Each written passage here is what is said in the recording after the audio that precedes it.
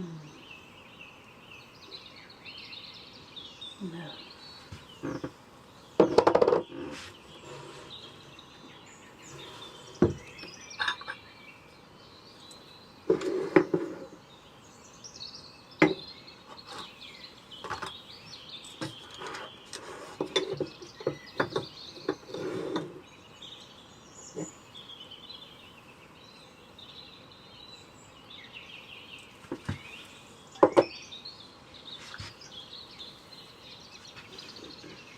Right.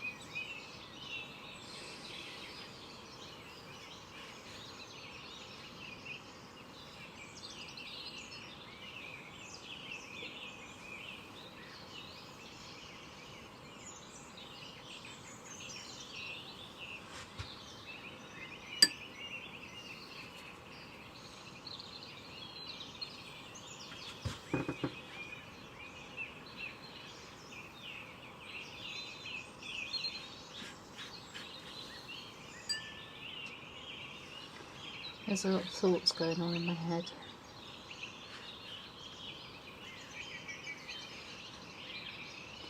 There are times when you feel like talking,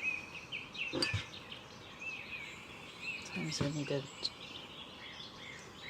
I'm a painter, not a television presenter.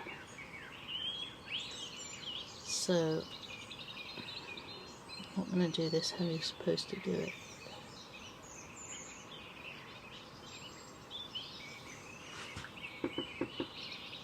I'm just going to paint the best picture that I can.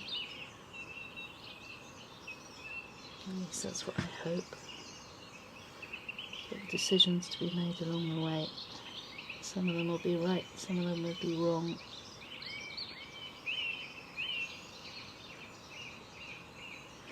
But I'll make more right ones if I'm not talking. And one of the things I'm trying to teach myself is to listen more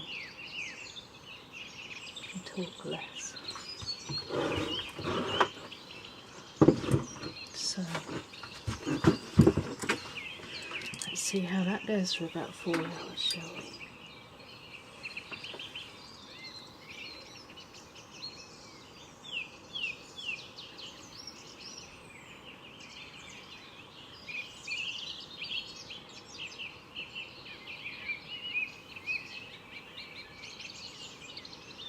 There are times, I think, when you're scared of a painting, not used to being watched.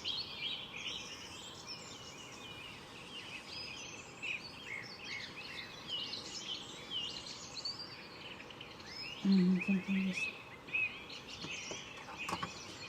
debating around the edges a little bit.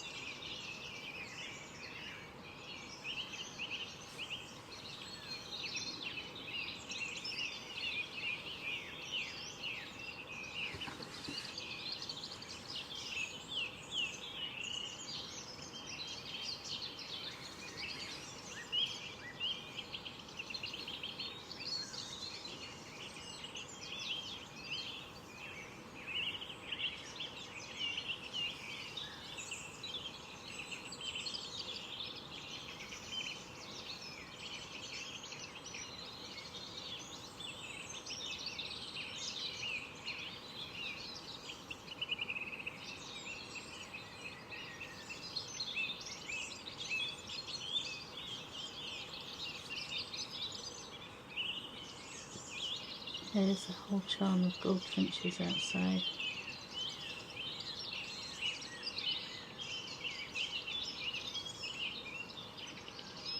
And the view is utterly beautiful.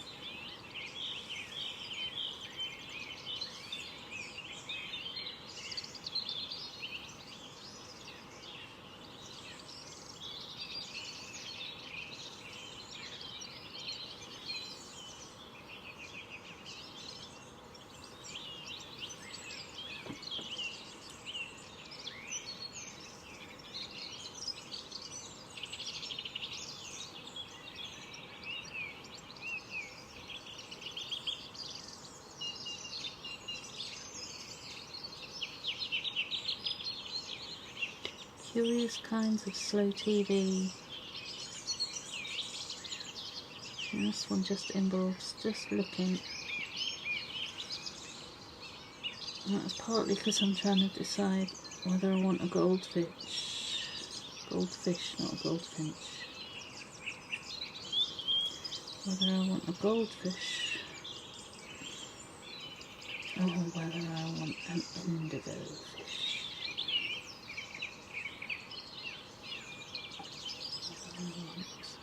Goldfish.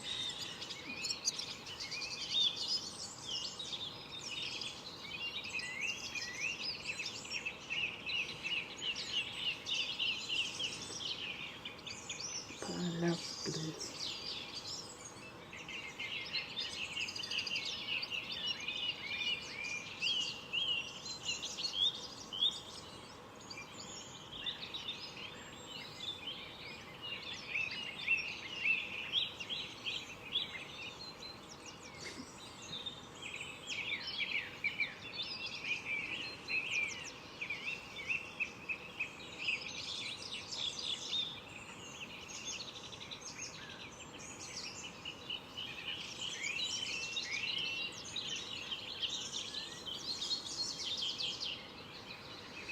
I never knew until this year, in the silence of lockdown, that goldfinches are such utterly beautiful singers.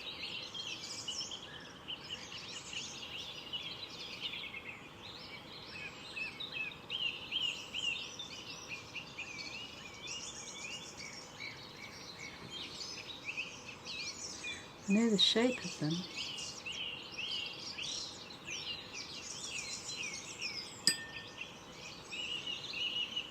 But not the sound.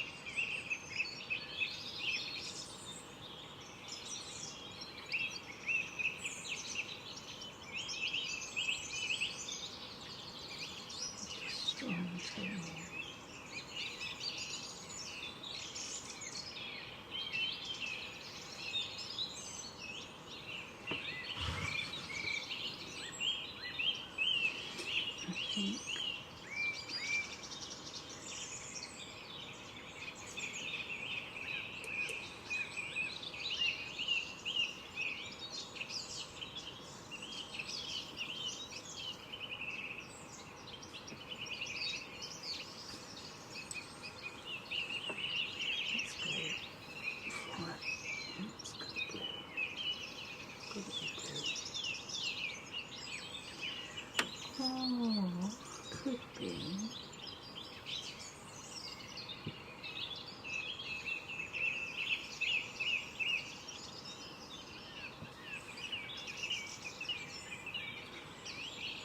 The sky. Oh, painting is all about making decisions. All the time.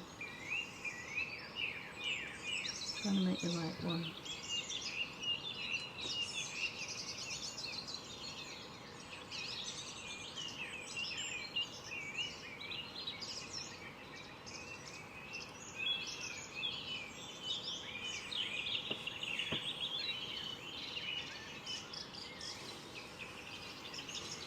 Trying to make the right one. But I love this colour so much. I end up painting everything in it. See,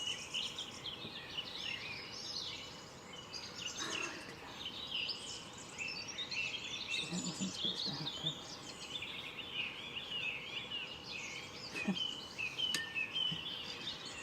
No, it wasn't.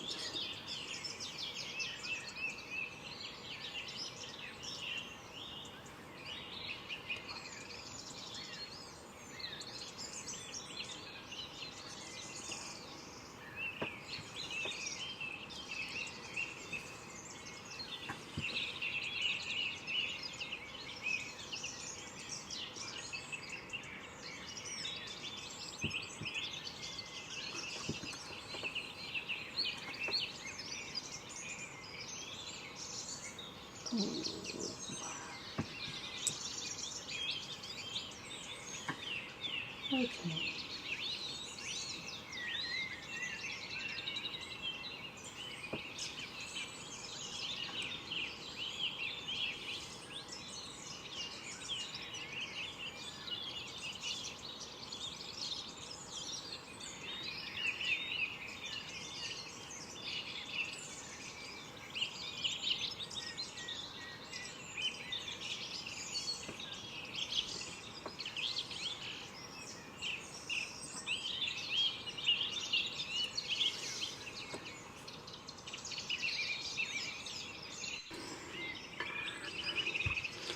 Right, it is now 7 o'clock in the morning and I had plans to get up at 4 and paint because there are builders next door and they are so loud.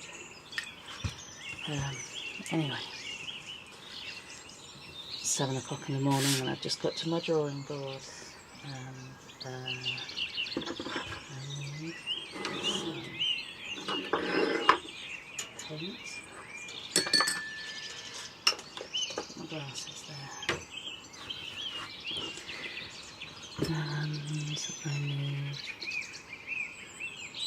paint. That's all I need. I know what I'm doing.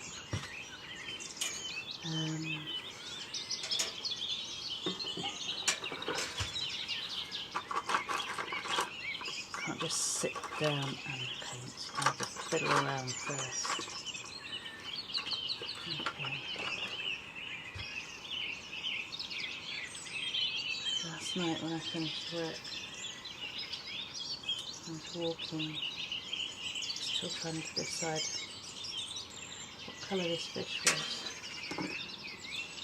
And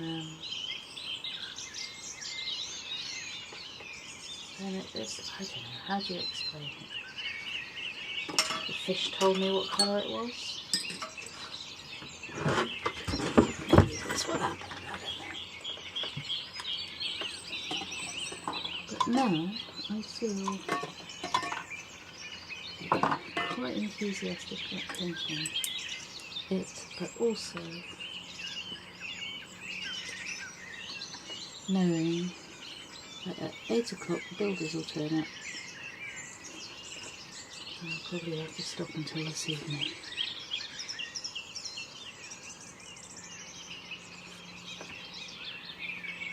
Just listen.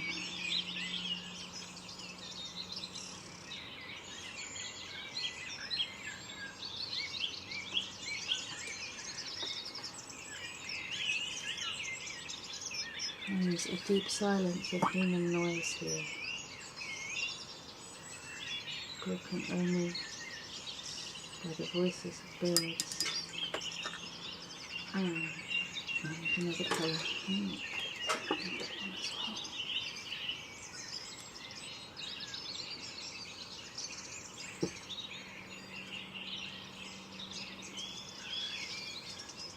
When I start a picture, I start with a sketch, and a sketch is like a kind of plan, I guess.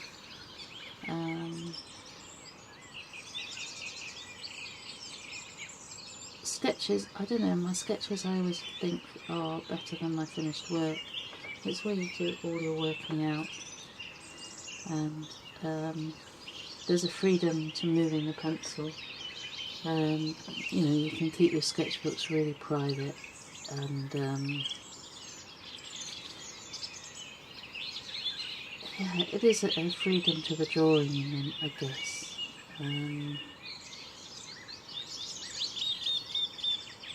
But it's like a kind of map for your mind to know, like, where to place something and why. See how it works, see how it sits in the eye. Drawing it out from the head, literally drawing it out from the head. And how the image sits on the page.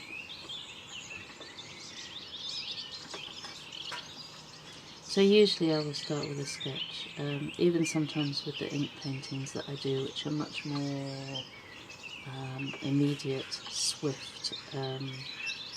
There's a meditation, and then it takes, I don't know, if you're more than 10 minutes, then things are probably going wrong. And then I will draw in fine pencil. Sometimes more detail than others. Sometimes the detail gets worked in later with a brush. But I don't do what some people do, which is to envisage the whole thing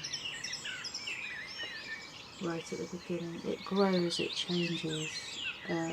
Each brush stroke asks different questions, each colour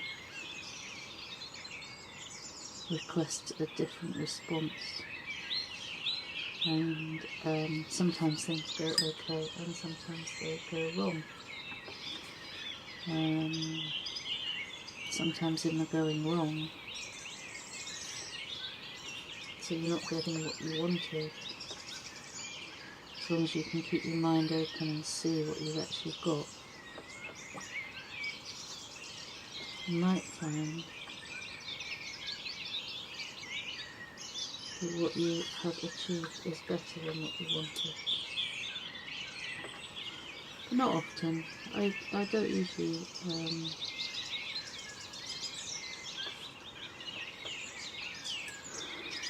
it's not that I don't usually like my finished work. Maybe it is, but it doesn't interest me really. What interests me is making the next painting.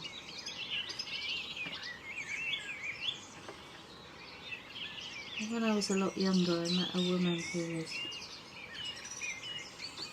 incredibly partially sighted, to the point where she could only see something if she held it right in front of her nose. She could only see portions of a thing. And she used to do the most amazing paintings, drawings. Not only were they beautiful, strange birds, which she would never have seen with her own eyes, but she knew the shape of them somehow. The way that she laid them out on the page as well, putting them into a position that was just right, was incredible. And then when she'd finished doing them, having spent hours on them, she would tear them up because they had no value, because she couldn't see them. And she taught me that it wasn't the finished thing that I liked, and I should forget about really the disappointment that you feel when the painting doesn't go right,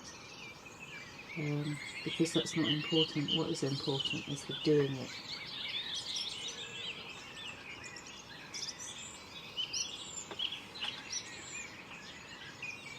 That's what I like, it's the doing it. So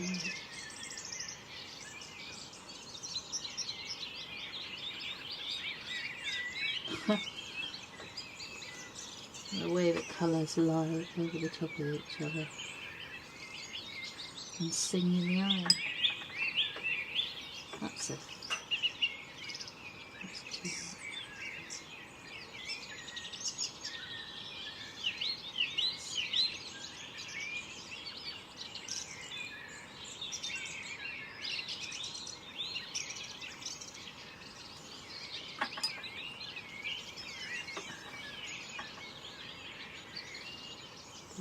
the colours right over each other, blend into each other,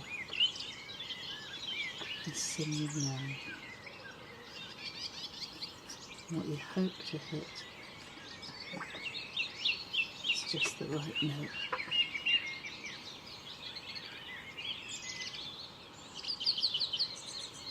Sing now.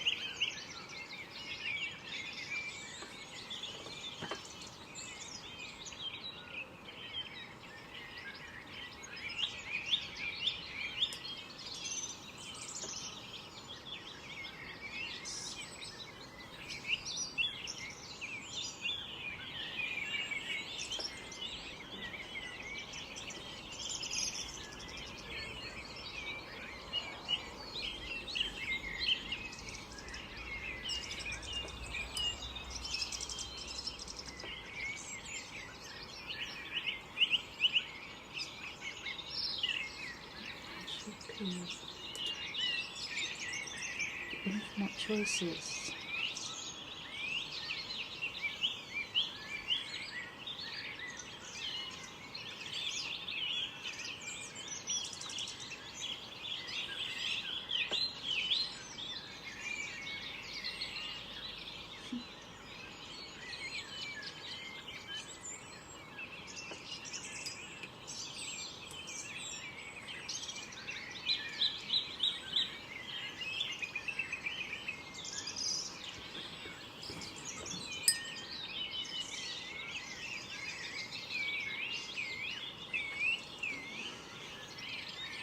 Infinite choices.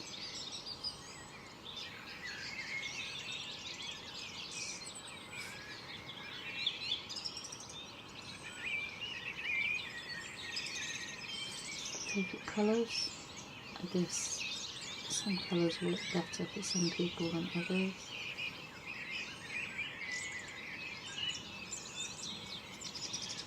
And I love watercolours, I love the layering of watercolours. I once tried acrylics. I love the work of Catherine Hyde, and she paints in acrylics but somehow uses them like oils, and I thought to myself, I would like to try that. So I bought all the same colours that I use in my watercolour. All the same colours, so it's like having all the same letters of the alphabet. And I tried to use them, and somehow this didn't sit right in my head, not at all, not at all. And then I realised it was like with French, you have all the same letters of the alphabet, that you have to learn to speak the language. And I'm, I've years of painting with watercolour, and I'm just beginning to learn. And me and acrylics just didn't get on. It's almost like working backwards with them. With watercolour, I guess you go from light to dark.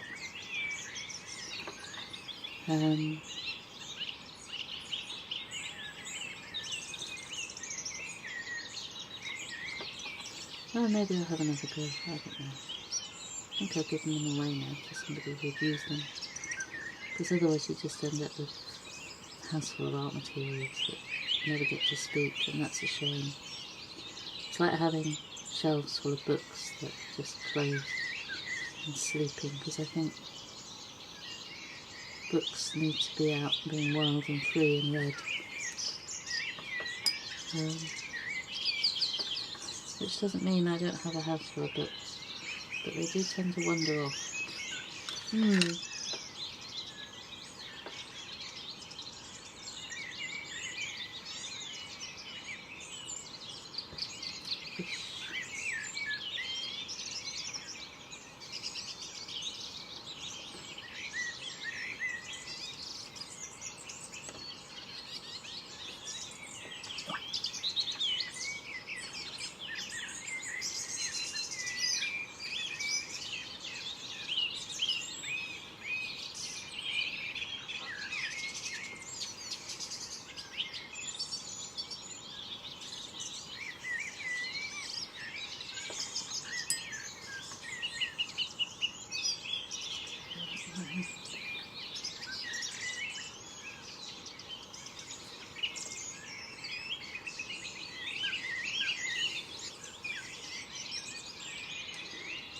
Usually I'd paint the sky before I paint the fish. I kind of feel a little bit like I'm working backwards, but I just got excited by the idea of painting a red fish.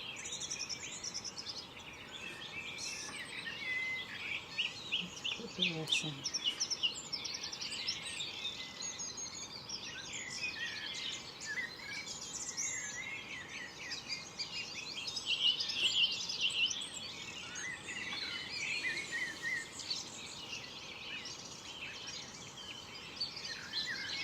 And what I want to do with this is not do what I usually do, which is overpaint it. Like it's so good at taking it so fine, and it's looking good, and then I just overpaint it.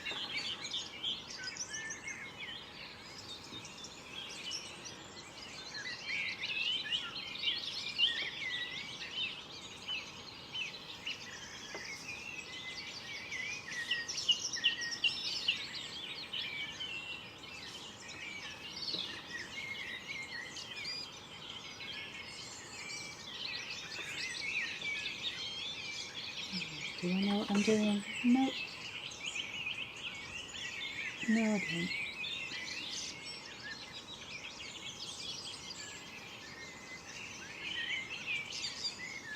But whenever I'm doing something that's alive,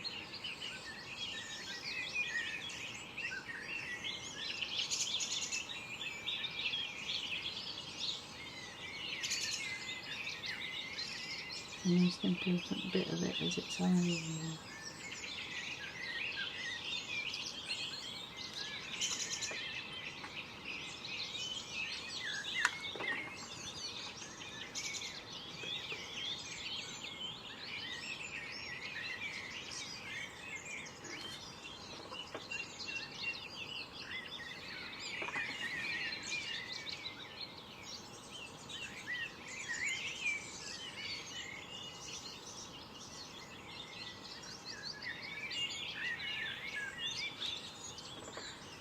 Let's get on with it.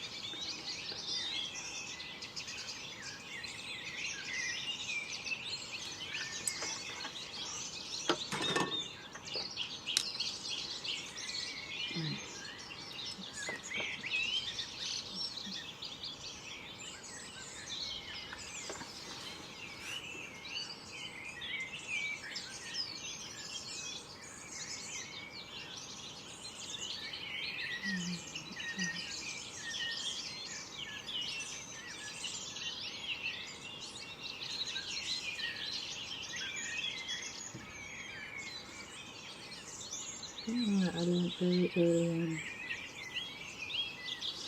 When you look at the eyes of something alive, there's a little bit of light in them.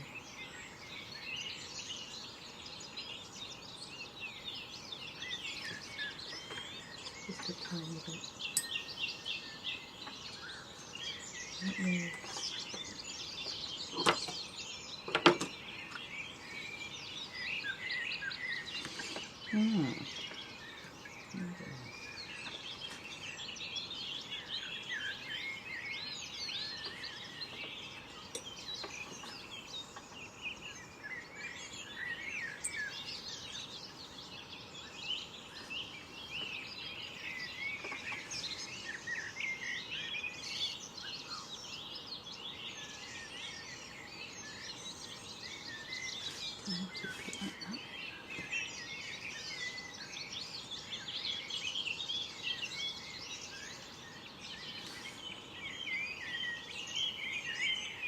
Okay, let's do this.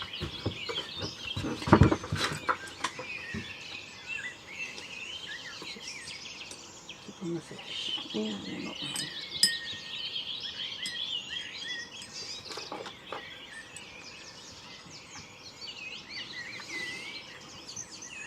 here. I don't know.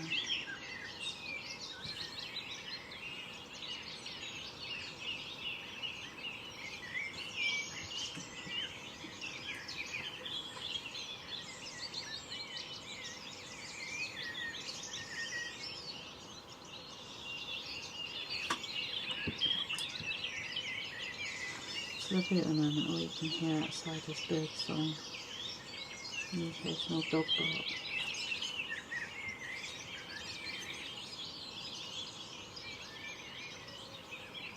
And sheep.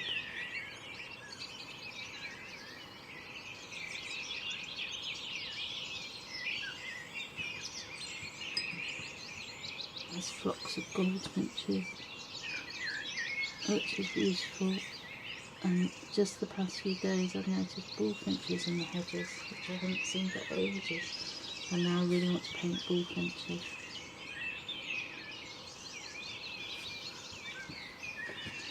Okay, I want to go. I love this colour.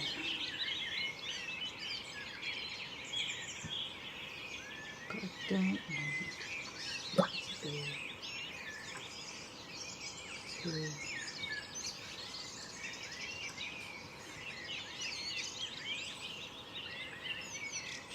much of a line, do I? Probably. A bit more like that.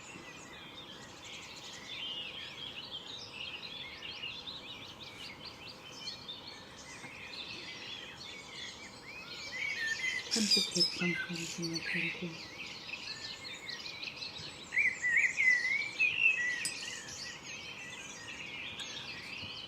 Oh, and that wasn't meant to happen.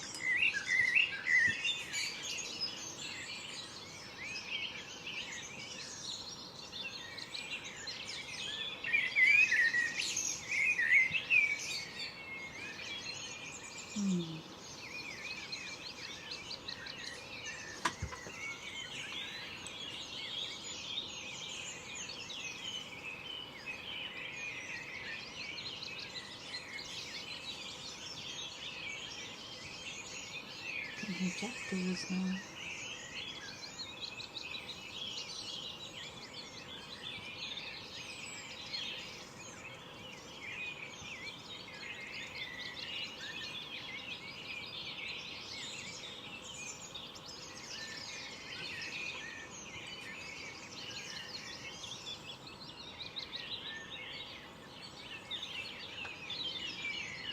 I don't know how the goldfinches are doing, but there seem to be a lot of young ones around, and the swallows are onto their second broods now, and the weather has been very fine. There are many insects around, more than there have been, it seems, in years, and less dead things on the road, which is beautiful. And lockdown is a curious thing.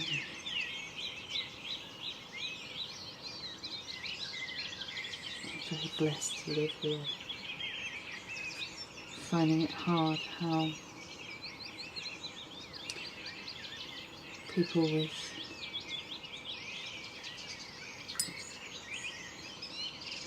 really threatening illnesses have been made invisible by being asked to self-isolate and then seemingly forgotten. Out of sight, out of mind, I guess, unless you actually know somebody who is. And in many ways, I guess this painting is for those people.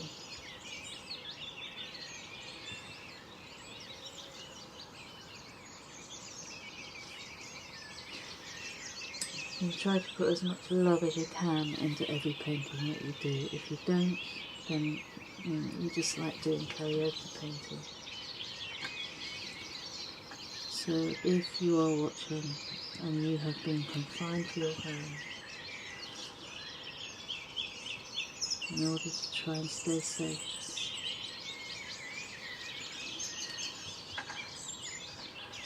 and please know that you are valued, you are not forgotten, and we will try to the best of our ability to hold this government to account for how it's behaved during this crisis. I know for myself, when I returned home after being away, and there was talk of people not being able to walk at all, the panic I felt in my heart about the idea of not being able to walk up the hill. You feel sick inside. And the knowledge that really where I live, you can kind of do what you want because nobody will notice.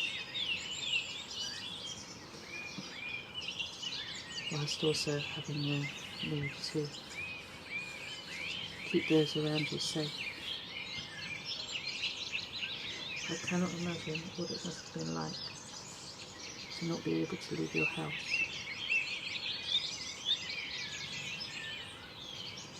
For so many weeks.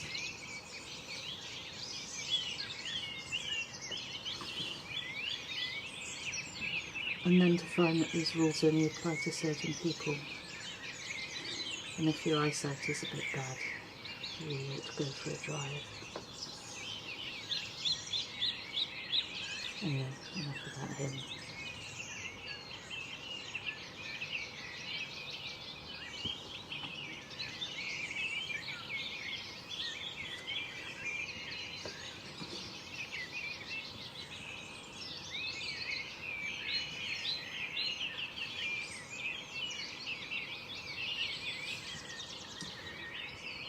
So I'm told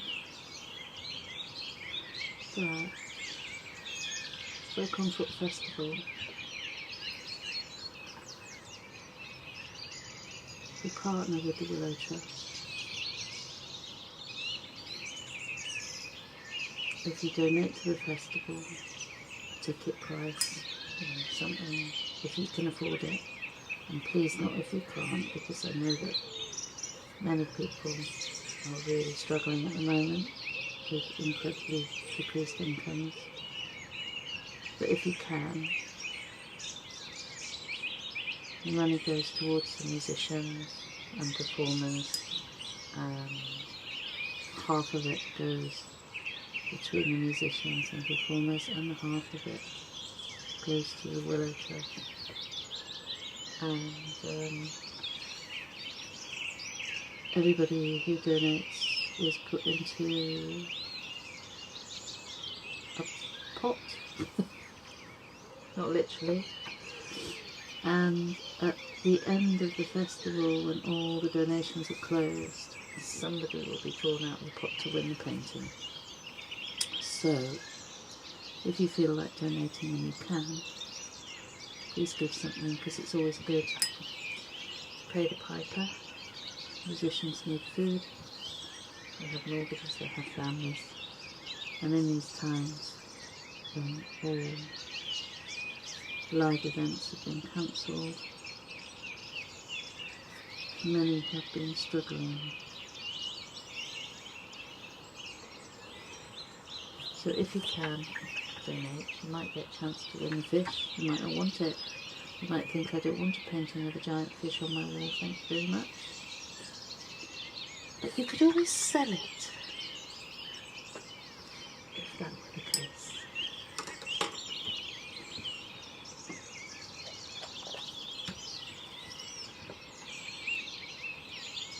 Going a bit pink, it's a bit too pink. Don't want a pink fish.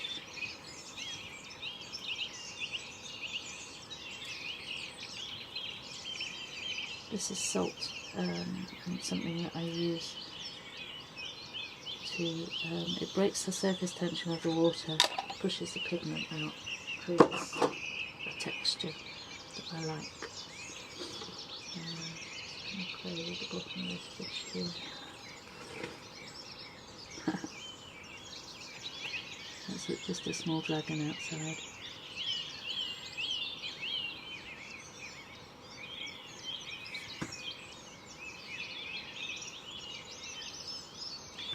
Small dragon on the edge. I think I like to really make this bit here.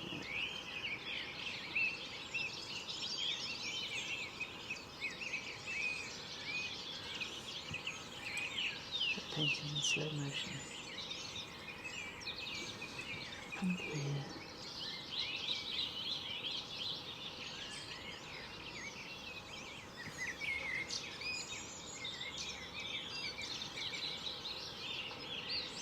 Now, this could be the end of my painting for a little while. Here come the builders.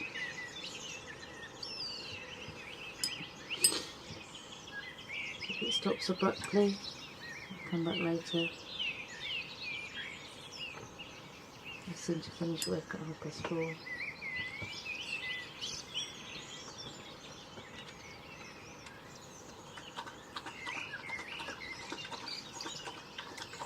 The noise that you can hear now is the noise of a small dog drinking.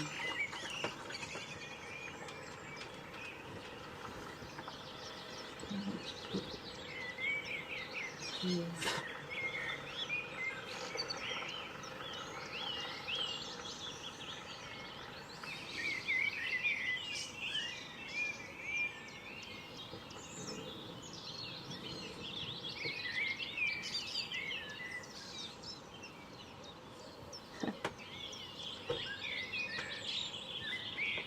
Now we have a soundtrack, builders and wood pigeons.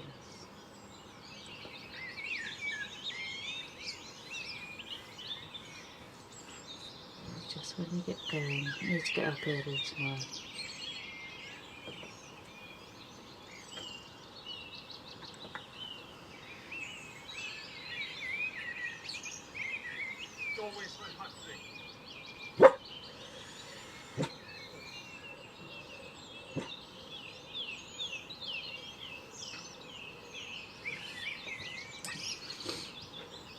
The sound of builders, wood pigeons, and a woman painting.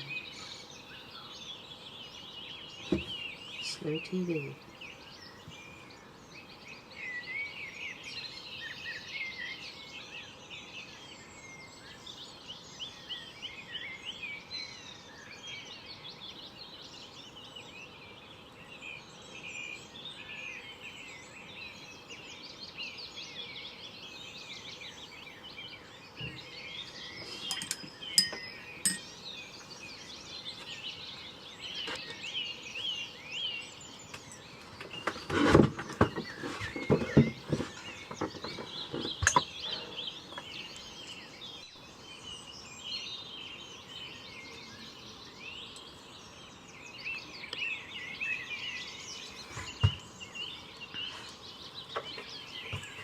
Right, now then, I've left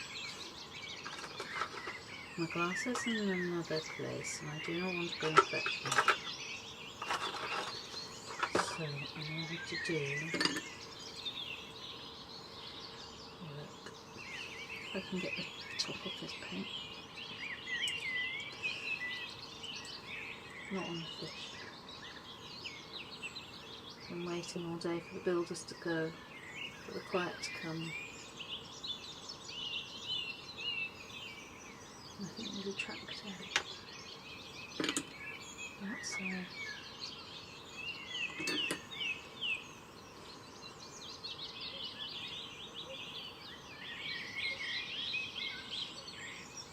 Anyway, close up detail.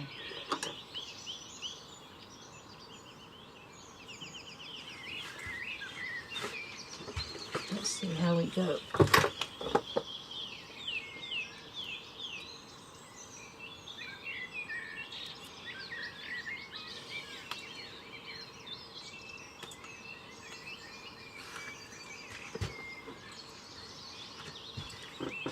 turn the timer over.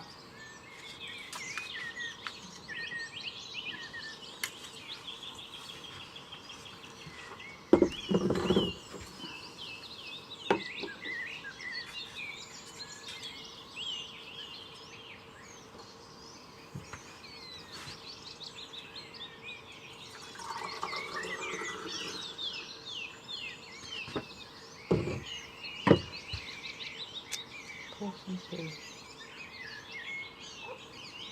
One more thing.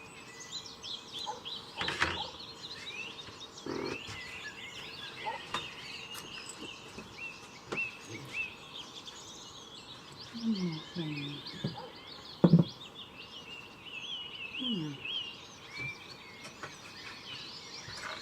Well, when you put things down, you can't find them.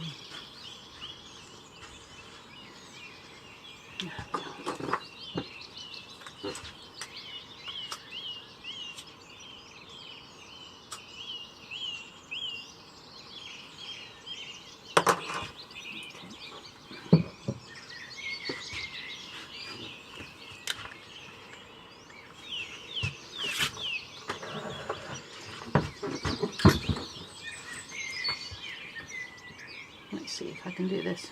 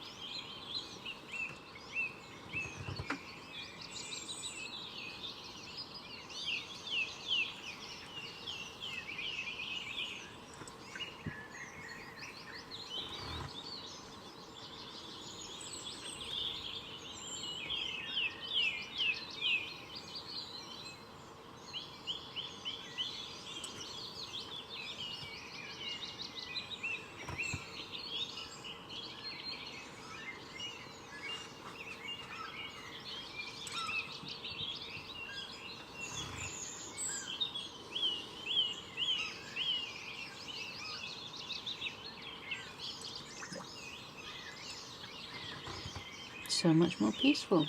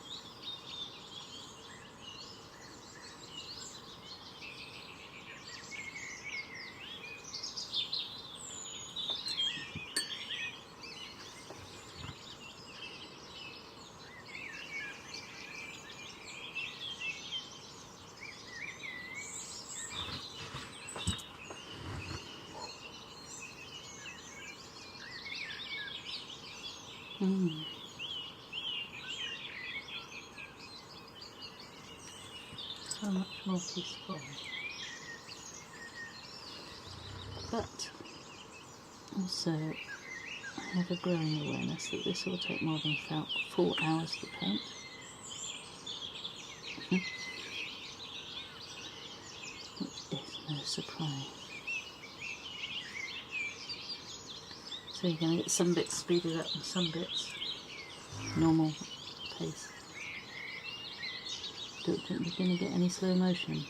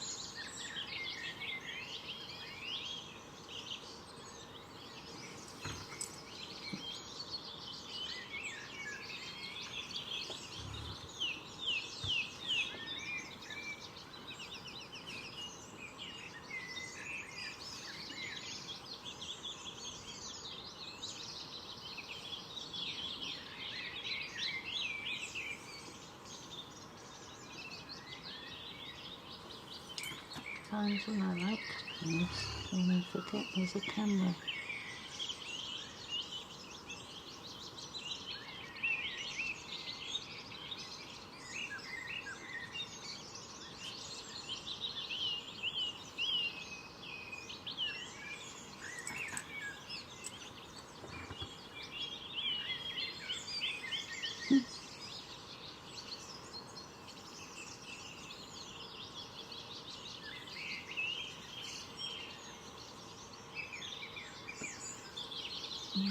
It's heavy.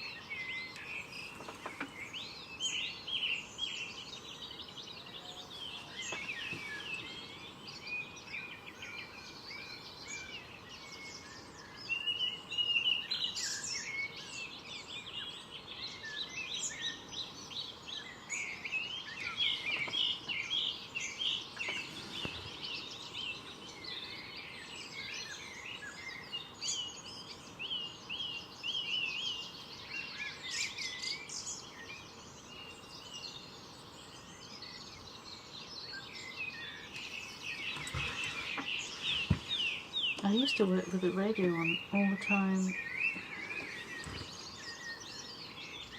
Of late, I got sick of hearing the news.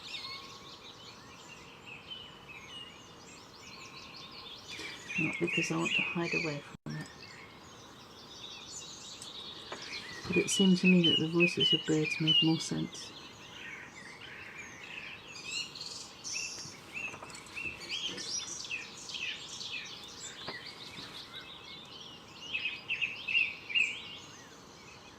Certainly it seemed that they were more honest.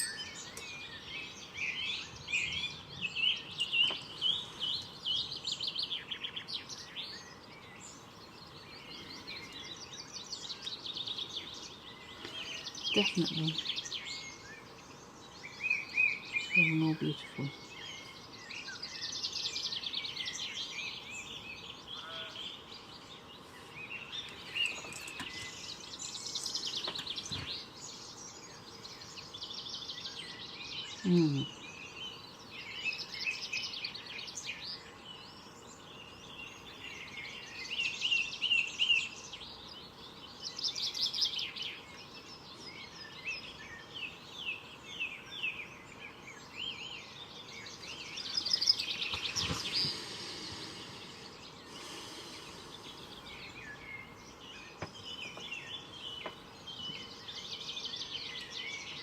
I don't know.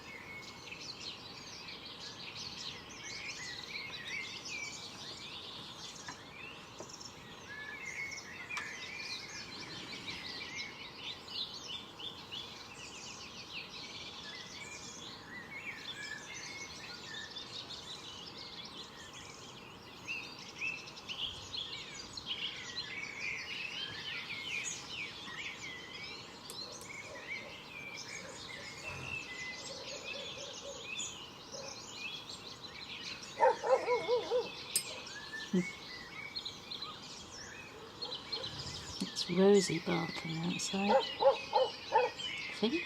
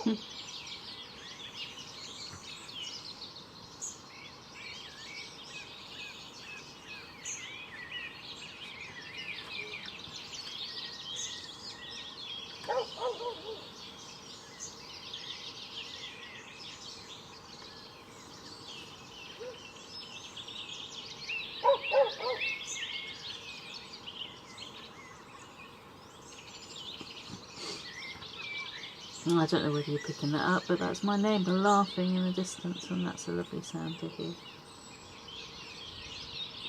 She's got a big laugh.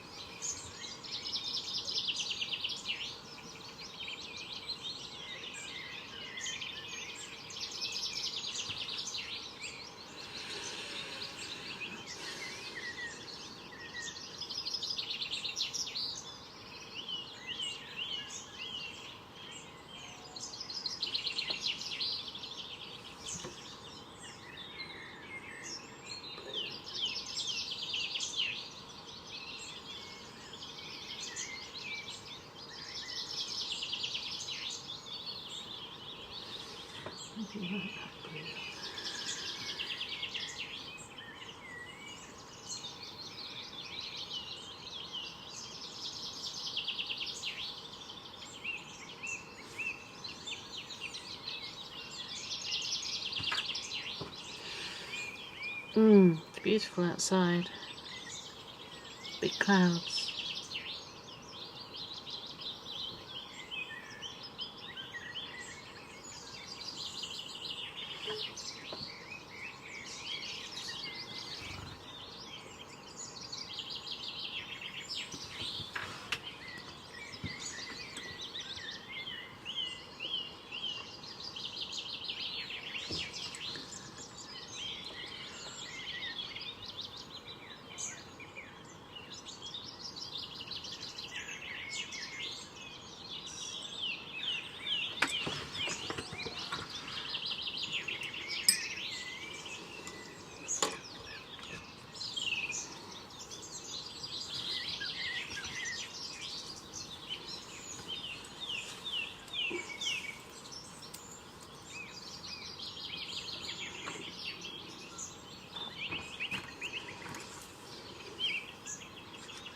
I've done a series of paintings like this over time, in between and around doing books. And what happens when you work on a book is that you get kind of tangled up in the process, and it gets really tense, tenser and tenser. And now and again I just have random ideas for strange paintings. Some of them I do for cards, others it's just thoughts that come into my head. Sometimes it's a dream. Sometimes, I don't know where the women walking with fish came from. I've no idea. It was a desire to paint a big fish, to see how big a fish I could paint. And I also, to be fair, had this strange thought that I wanted to do a goldfish on gold leaf, because it appealed to my sense of humour. So that was the first one. It was a big goldfish with a woman taking it for a walk. And then, I know why. My son works at the Shed in Porthgain, which is a fish and chip restaurant, and it's really good. One of the places that, while lockdown's been on, if I thought to myself, where do I want to go and eat, you know, anywhere in the world, and the one place that I wanted to go to was the Shed in Porthgain.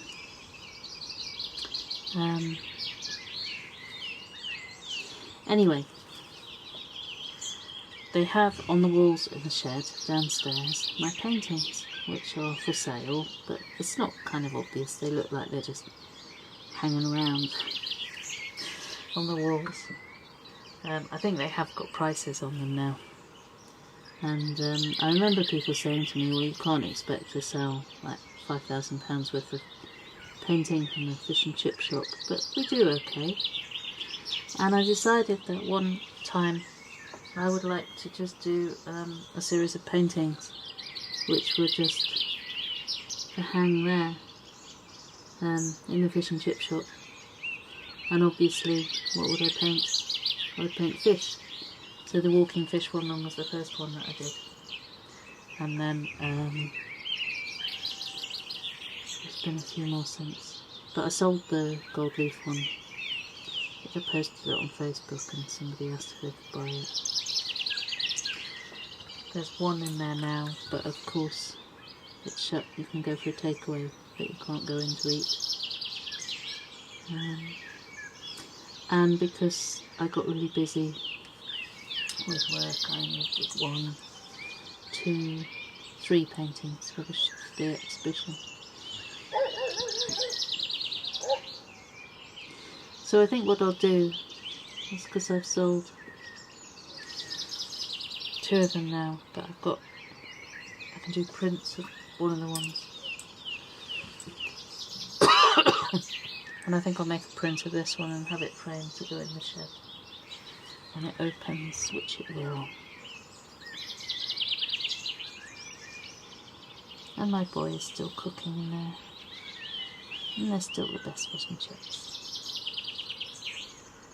Anyway, paintings like this, they were an unwinding, they were, it's like a big doodle really, in a way, compared to doing illustrations for a book, but I gathered so many together, and I've been posting them with short pieces of writing on Twitter, like a lullaby, and lots of people said they liked them.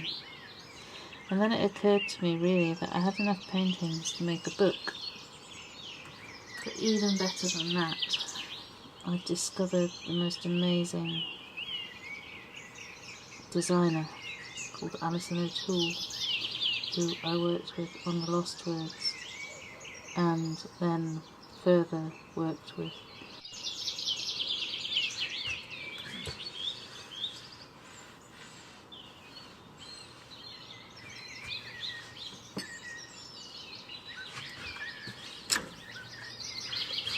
Early morning, and that was the sound of me throwing some water out the window. enough water here. I don't have a sink in my studio.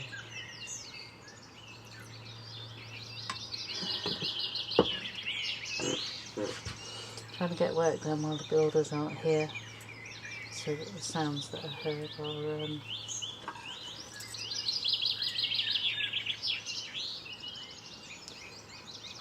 what I would normally hear when builders haven't been working next door for the past 5 months.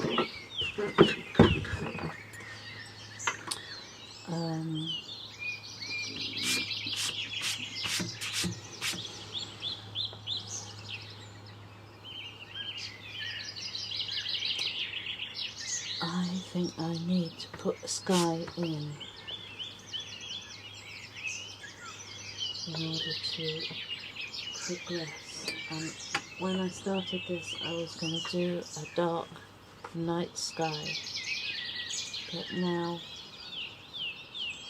I kind of want something lighter, I think.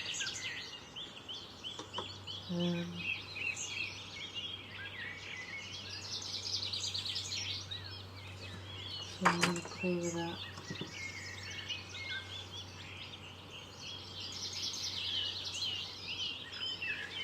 See what happens if we're using a lot of paint and a little water. I've got coffee at 6 o'clock. Walking around the village. Cat's been fed.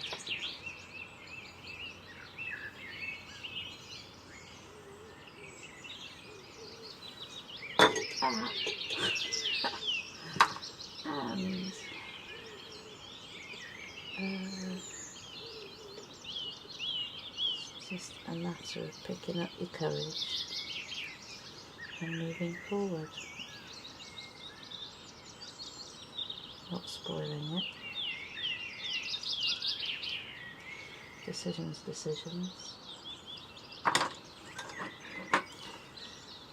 First of all, we want to put some blue here.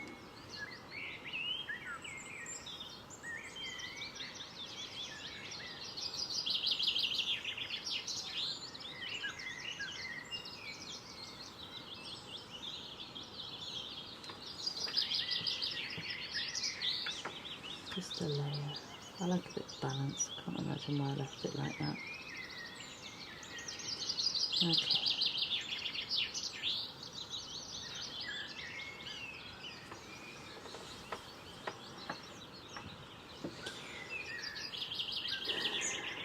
Moving forward with your eyes shut. I don't know whether to just go in here.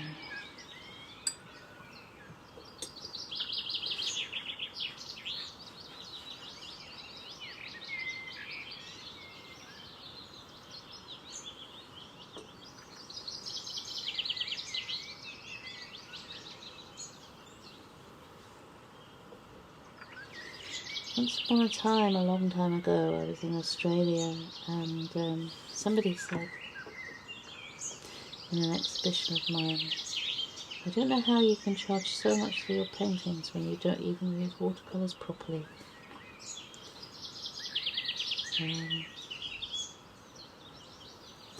I was very polite and pointed out that she didn't have to buy them.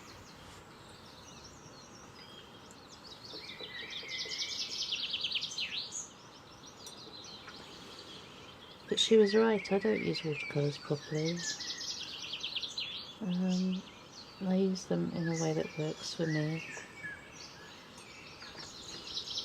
I don't know really what she means by properly, but I guess she means those kind of, you know, when you get a how to paint in watercolour book and they're all kind of loose and squashy.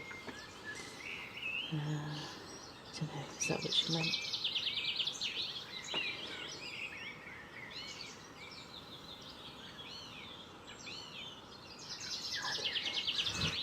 People are strange. I don't really understand them. Okay, so hopefully you can see what's going on, and the funny thing is that you will think that I know what I'm doing and I haven't got a clue what's going to happen. What I want to try and do is not make it too dark like I usually do.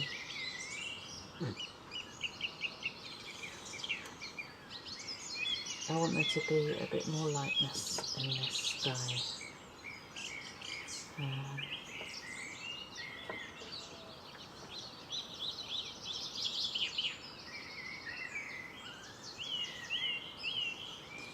bit more lightness. So I'm going to be tentative in the build. It might take a couple of hours, but hopefully Ben, who's putting the film together, can speed up parts.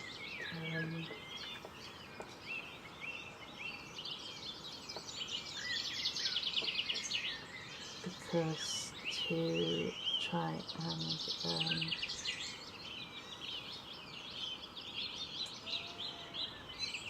and paint something, usually when I see films of people painting, well, no, that's not fair. Okay, stop that sentence again. I have an amazing friend called James Mayhew who paints to a live orchestra, and he does the most incredible thing of painting an image that actually moves with the music.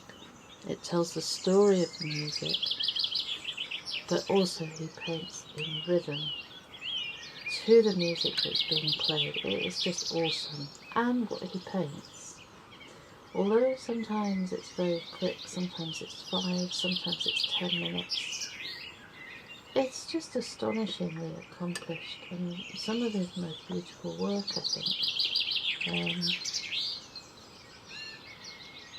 And in some ways, I don't know, he doesn't kind of rate it as being the genius that it is, and partly because he's an incredibly modest man, and partly I think because of the speed that he does it in. But what you need to understand is that it might look like 10 minutes, but actually there's a lifetime of learning behind that 10 minutes. And with a piece of music, you wouldn't look at listen to a piece of music and think, it's only 10 minutes long, so that's really not worth particularly much. There's such an artistry in the way that James paints. How he manages to keep that time signal in his head, how he hits just the right note with the colour,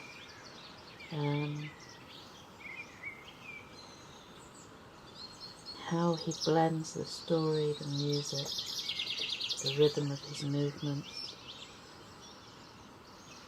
And what he's doing is making music accessible to a younger generation with images, which is what images do in books sometimes. The best way to explain that is that one of the audiences for the Lost Words, which is very complex language, is reluctant readers, and what it is that draws them in is the images, pulls them in to the accessibility of this very difficult language. And also without the rhythm of the language. So what James is doing with his painting is he's introducing the young audience to the complexity of music, to the stories of music, and sharing his love of it. A lot of the time when people do painting, it's kind of like a trick that they're showing. This is just an attempt to show what it's like doing something that's not a trick. There's a lot of potential for it to go wrong, I'm not sure what's happening at the moment. I kind of need to keep it running because it's very wet, and I try and keep that going. It's good. Actually, I hadn't thought about painting it this time of the day. It's not that hot in here, but you have to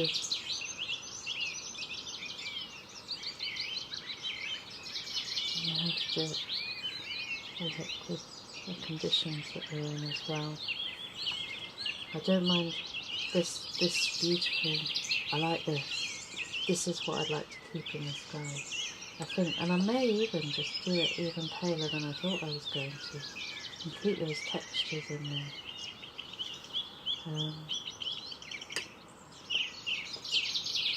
Maybe this is partly the result of the time of day that it is here now for me. You know, this started off in my mind's eye being quite dark, as if women only walk their fish in the night time. But perhaps they don't. Perhaps the early morning light is a good time too.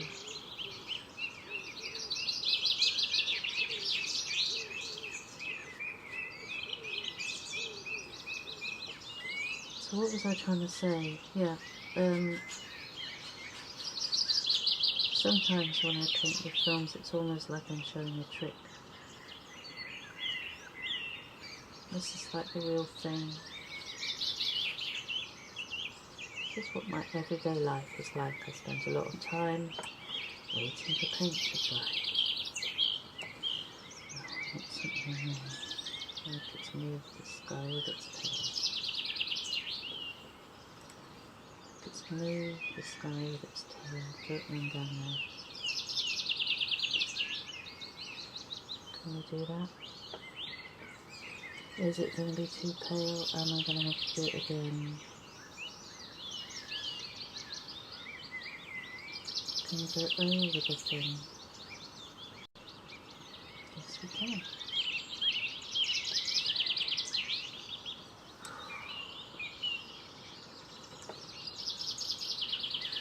And what happens then? If it's moved the sky with its tail. Okay. What happens there? I'm going to lose this bit here. I don't want to line that. Oh, why don't I use a big brush? Why don't I?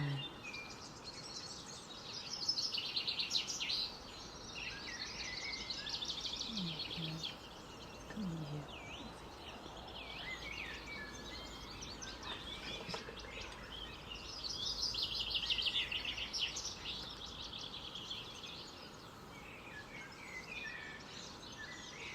Outside. Goldfinch.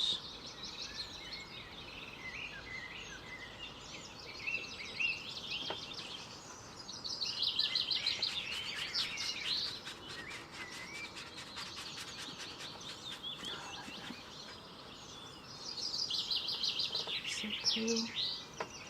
This is my favourite colour and I haven't got much of it left. It's called Smalt. And if there's anybody watching who works at Winsor and Newton, please, please make me some more Smalt.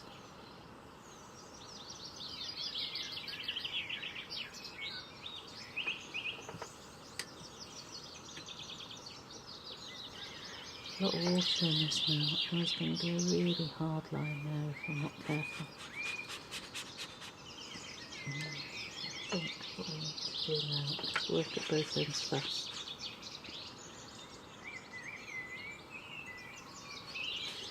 That bit's not so important at the moment. Let's get around here.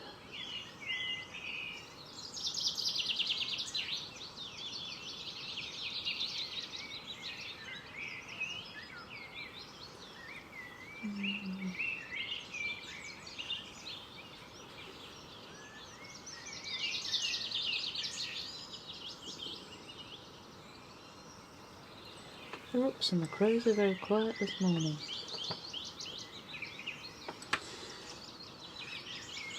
I wonder where they've gone. There is I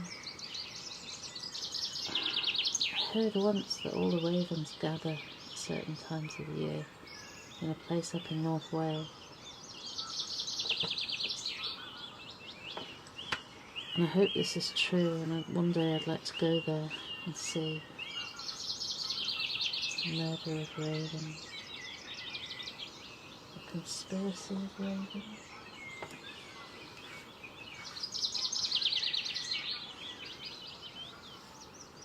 I'd like to paint that.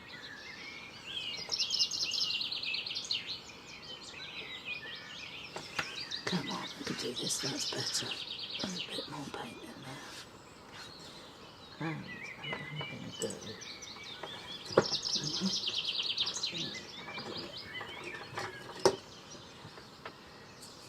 Oh, when you're fiddling about with brushes, you can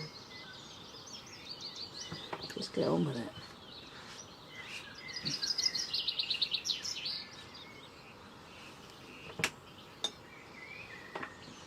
Learn to use a bigger brush next time. Let's see if we can get rid of that line.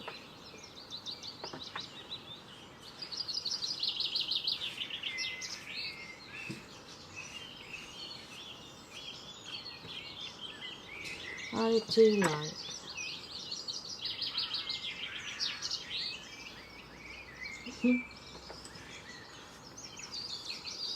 Can we have some more ravens?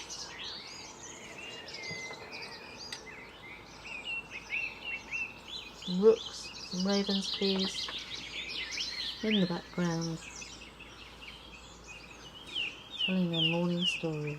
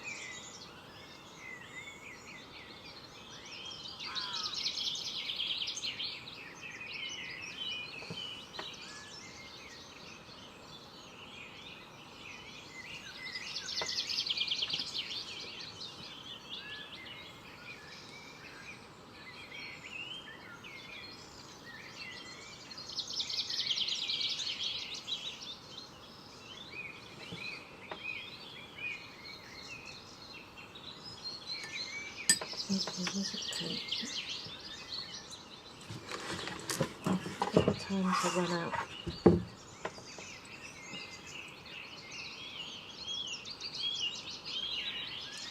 Get rid of a couple of those hard lines.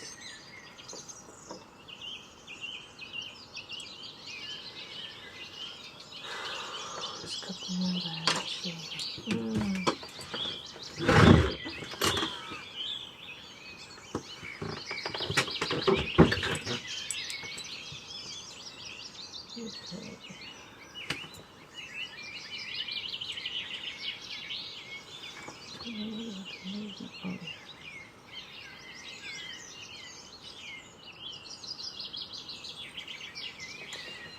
Just when it keeps wet,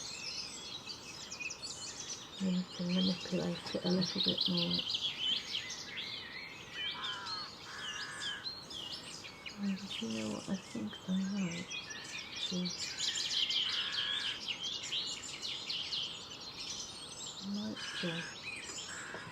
go across this.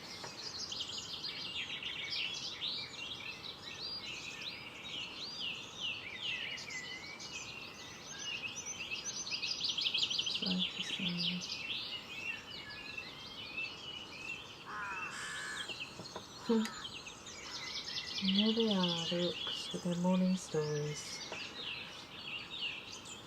of how they slept last night. and what we dreamed of.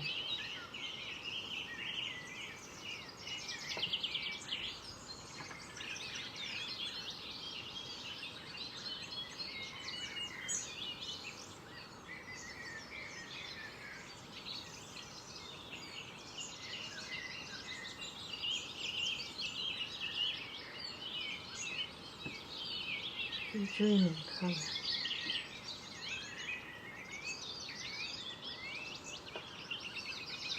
Your dreams have a taste.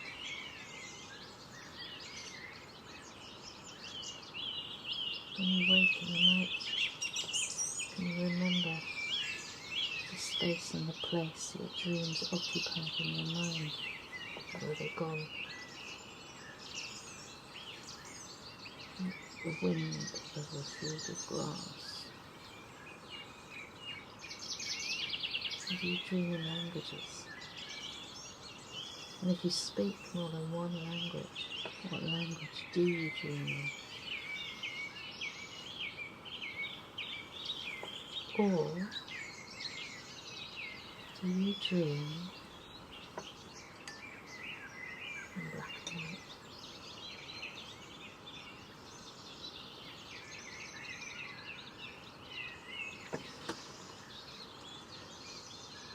When you wake, do you carry the feeling of your dream through the day with you? Or is it all gone? Like rain on a hot day, just dissolved into that busyness.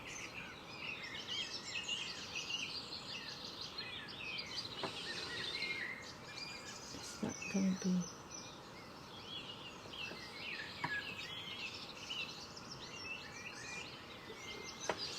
enough?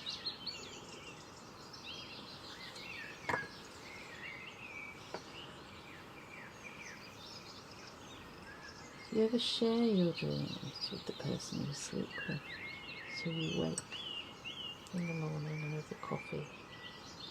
Both speak of your dreams and find that you're both in that place, that space.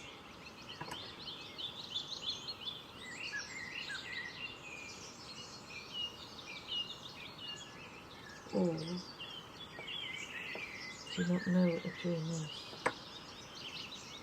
Because each night when you go to sleep, dreams never come.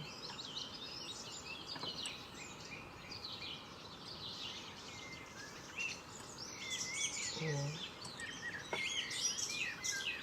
do they come to you only in daylight hours? In those moments when all movement ceases and you're still in your day, awake but dreaming. How close to wishes and dreams, not like in that corner. How close to wishes and dreams. Sister and brother, hand in hand.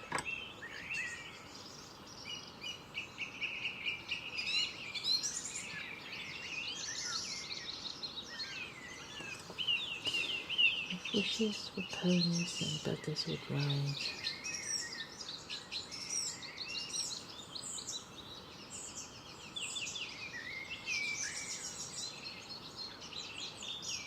If dreams could come true, I'd have you by my side.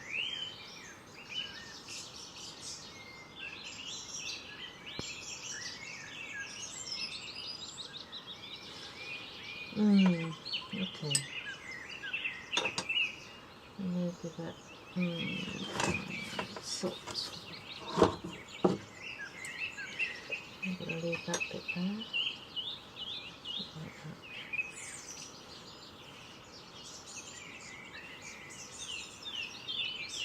But I do like that line and I don't want to move it.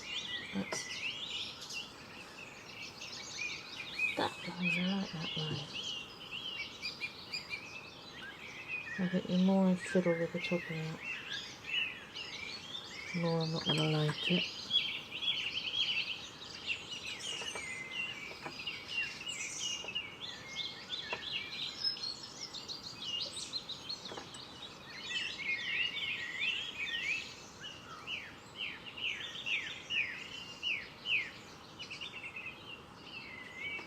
I think.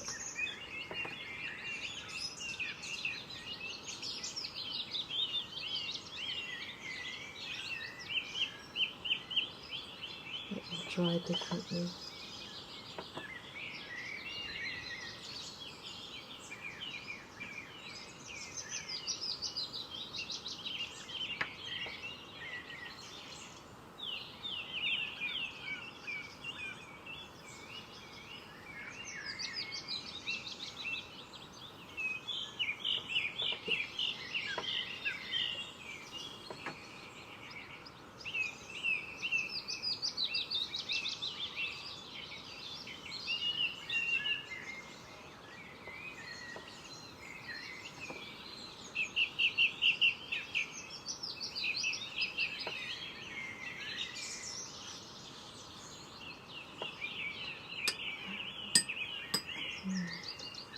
No, maybe you don't. Oh, come on. Leave it alone.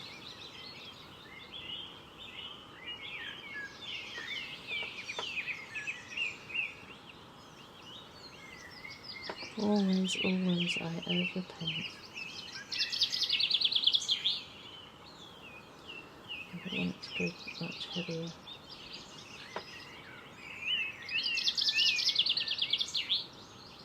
I think we should do that to try and see what happens. So now I can't work on the fish.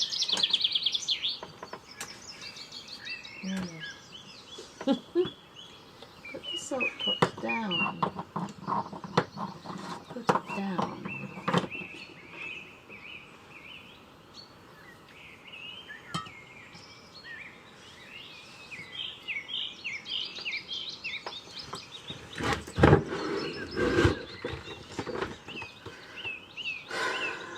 Yeah, well, I don't know. Let's go down here a little bit.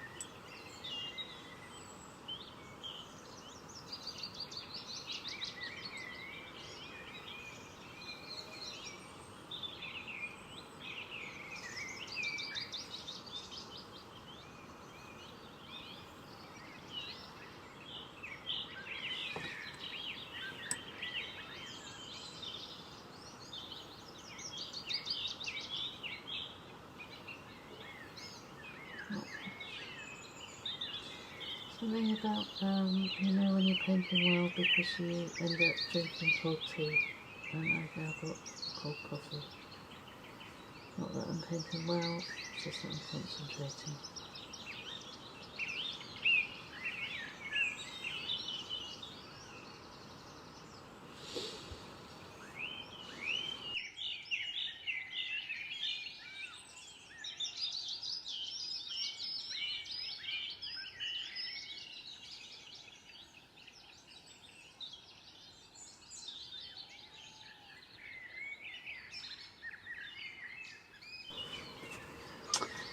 Okay, out the window with you.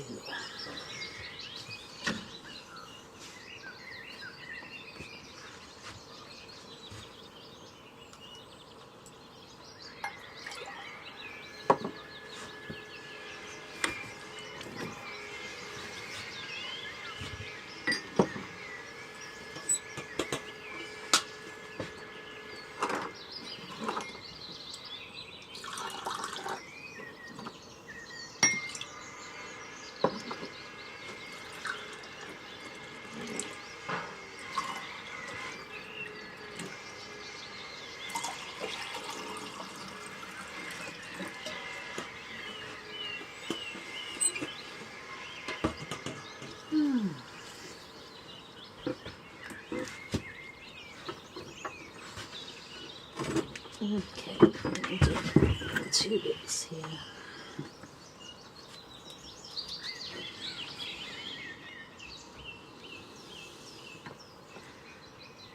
One needs to work.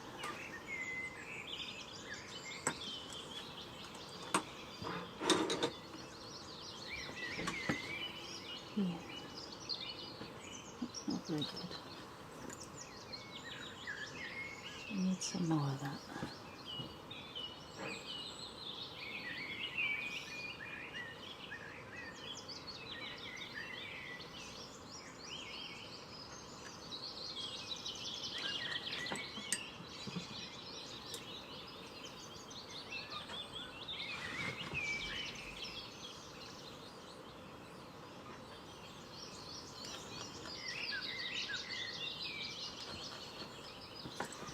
I think I do.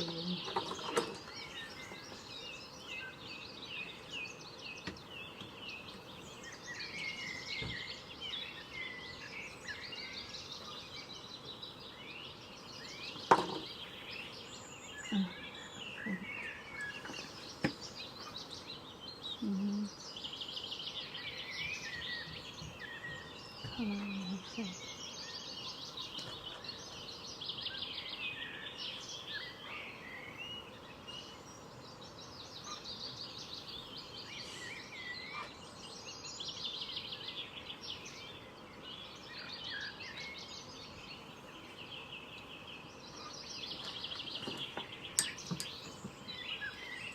Let's have this.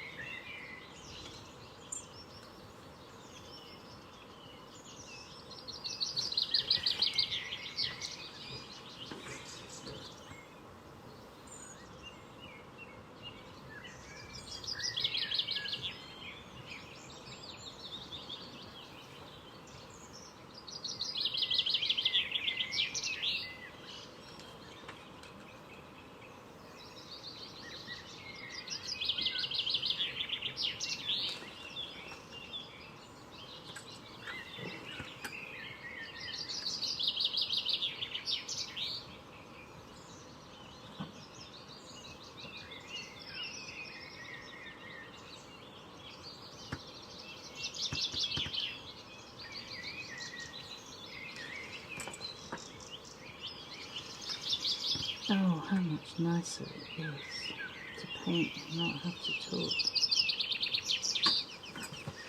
Did I press the record button? Yes, I did.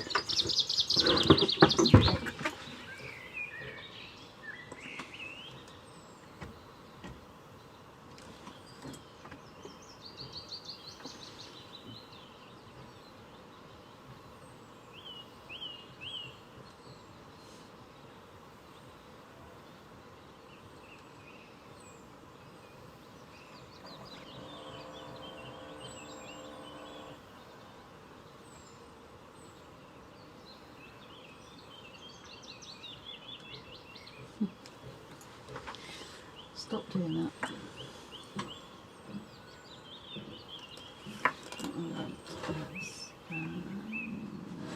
What colour is it? Cross between.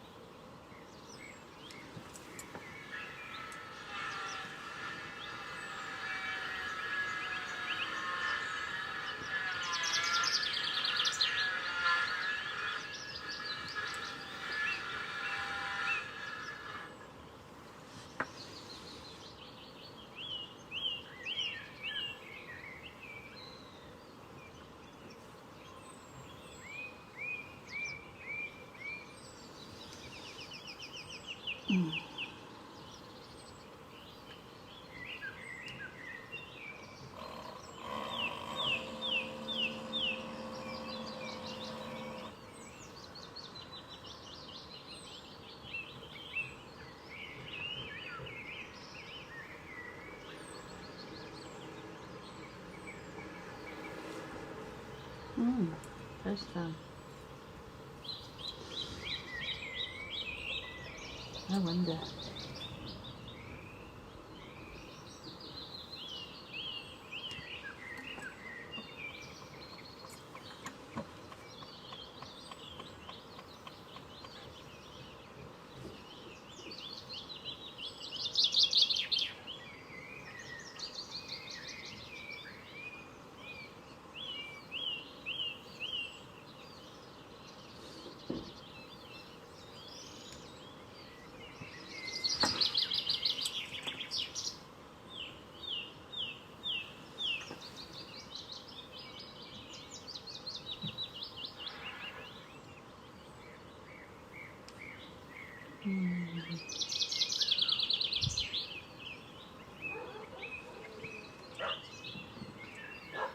I'm no longer excited about the post.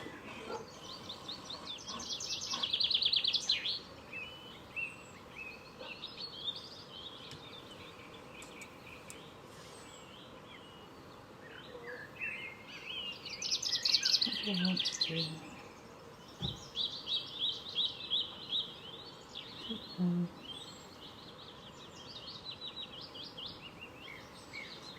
I think perhaps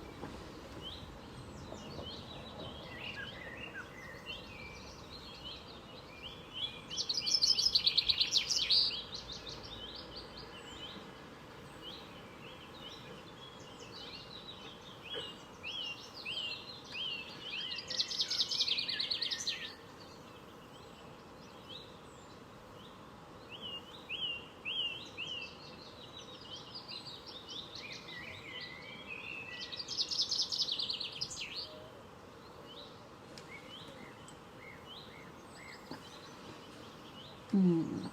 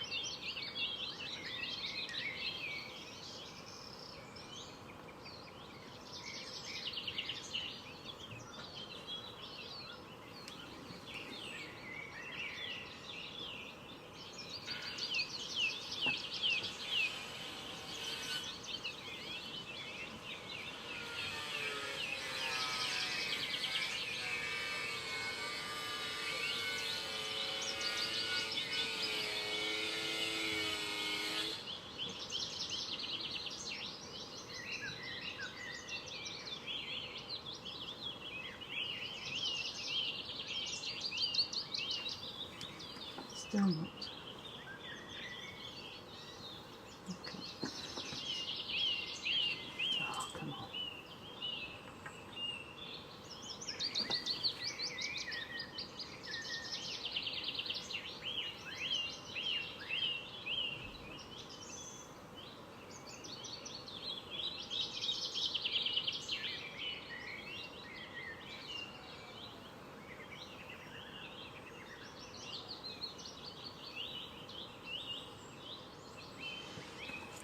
on.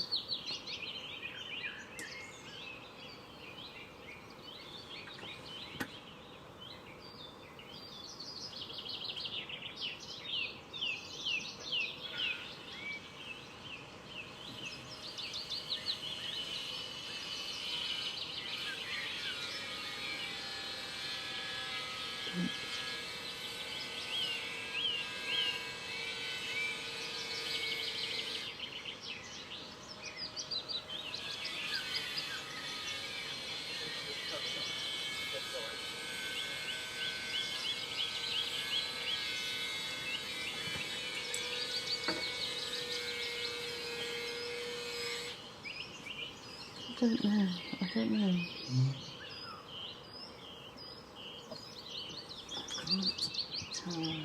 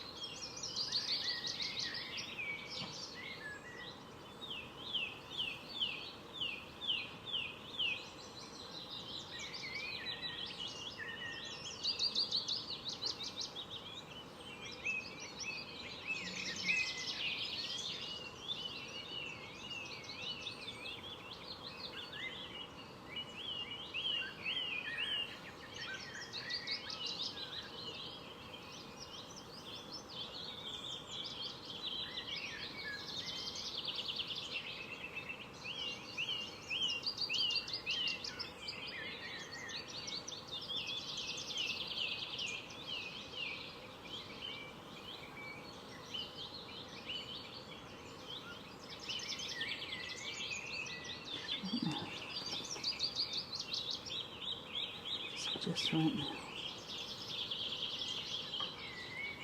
where you can just push some pigment around and play and see what happens. You don't have a fixed idea in your head of what it should be like, and you just let it kind of be what it is like. And I think some of that went into my parenting.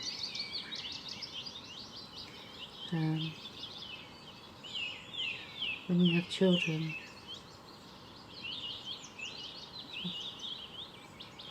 I guess I was not what you would call a pushy mother.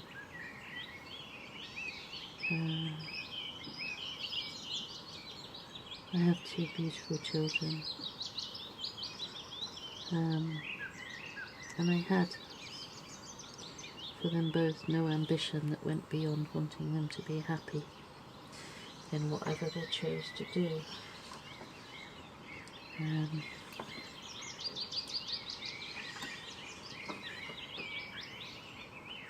I was very lucky, I suppose, that both of them got on and did their homework and all the things you're supposed to do when you're at school. That was good. Didn't have to push them to do it. And they both did well enough. But I didn't look at my kids and think, this is the shape I want them to be. I wasn't particularly concerned with them getting a job. I was more concerned that both of them were happy, and I think at the moment they are. And very different. And my boy has taken to cooking, and he cooks down at the shed in Porthgain. And that's amazing. And he lives in Goodwick, which is not far away. Too far to be able to see somebody in lockdown, but seen him in the distance now and again. And my girl somehow became a sailor, and was busy writing. Phoned me up one day to ask. She said all of her friends were buying houses and having children. She wanted to sail the 7 seas, basically. She's got dreams. And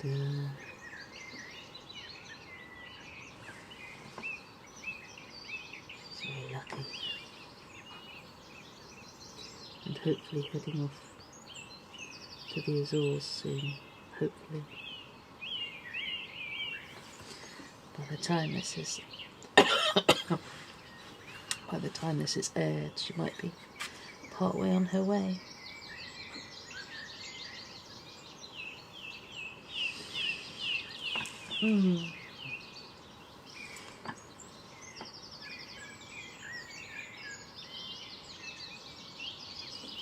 She sends me alarming pictures now and again from the top of the mast of some yacht somewhere.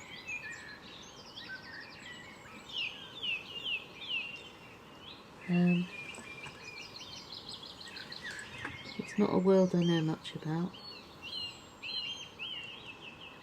but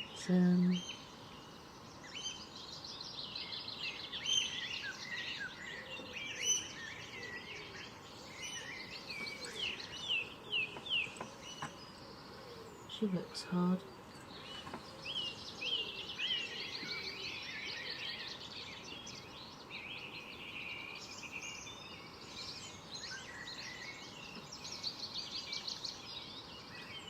And I think both of them are focused in their own way and living their lives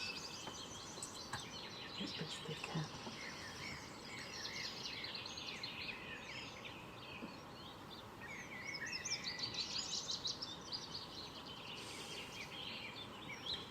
And while they were kids, basically all I did was give them books and food.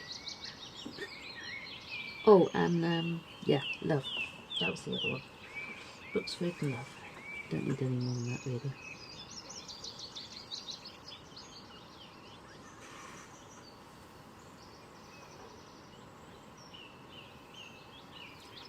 And I neglected them to get on with my work.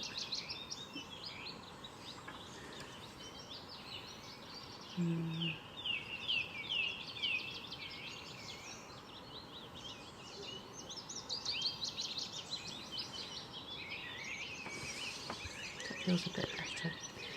Ah, I can drop it there. I don't know what to do there. I just get on with it. Stop fanning about.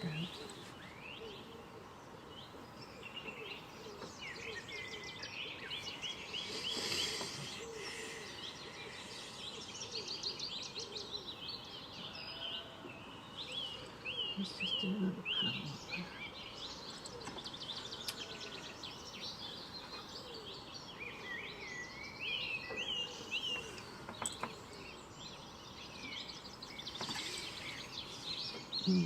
Simple, yes.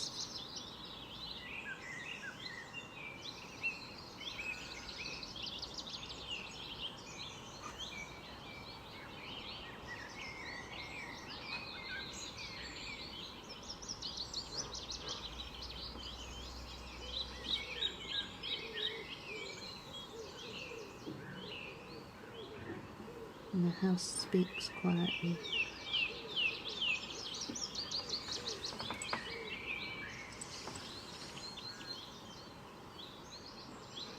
This is a curious house. It's been owned in its time by many women, which is quite unusual. It was small. It got larger before I bought it. When I bought it, this attic space was just storage, where rats lived.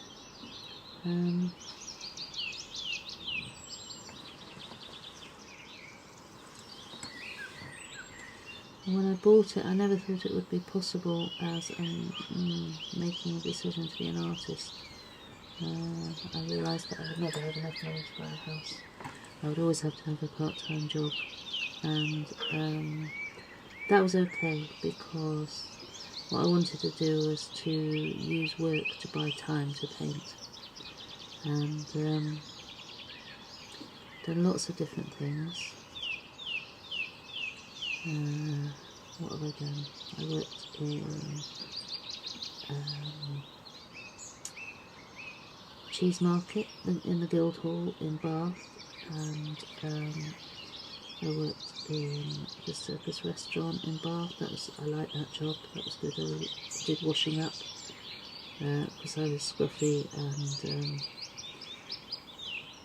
they wouldn't let me front of house. I only got the job because the waitress wasn't getting on with the chef, and the chef didn't like hippies, so she employed me just to irritate him, and we got on quite well. Yeah, I like that job. It's good. I could paint all day and then go and wash up all evening. What else did I do? I worked in a Whole Foods shop in Bath, but I had to give up because I was either going to kill the till or the customers. And then when I was 27, I got commissioned to do some greetings cards. And I gave up all my part-time jobs, and I thought, I'll go back to them when the money runs out from doing these. And I've been really, really lucky that I've never had to go back to having a part-time job. Which doesn't mean I've been wealthy, because anything but as long as we could get by, that was enough. And yeah, can't really ask for more. There were times when things were very difficult when the kids were small. I don't think we ever went on a family holiday. when people say, oh, you don't need to go on a holiday when you live in such a beautiful place. Now and again.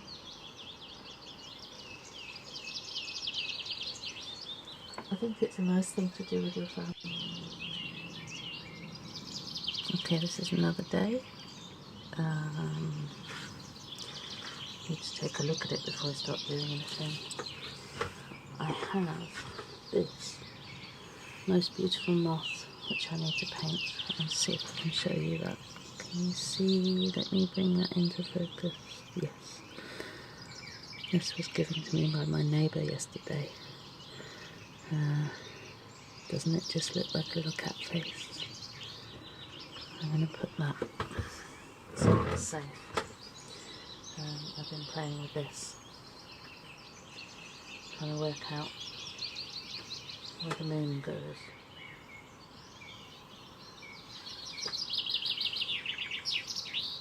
Trying to work out. Oh. Oh. Oh. Trying to work out where the moon goes, which isn't easy. Oh. I don't know. Let's forget about the moon. Let's just put my moth in a safe place. Put it onto with here. This is where you can't see the top of there. Look at this though. Isn't this a strange and exquisite little thing? Can you stand on my fingers? Look at that. This is something that used to belong to Robin, my partner's mum, and it's German. I'm terrified of losing it because it's so small and my studio is so full of mess. Okay. Delivery today. That's what that was. Let's put that on silent.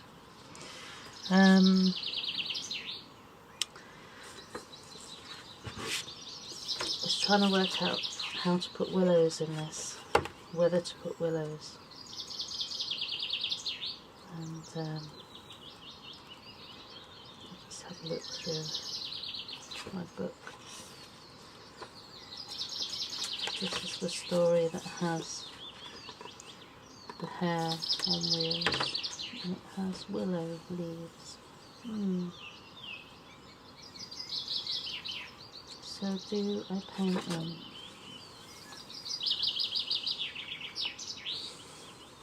I think I prefer them like that. These are from more like the Lost Words willow leaves.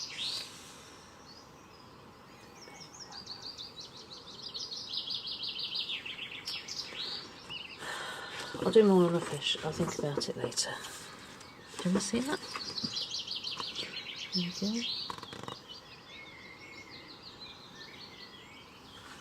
Beautiful. Okay, refocus yourself, my dear. It's always hard to start. It's quiet today, for now. Builder's coming soon. I gave up trying to paint around the builders.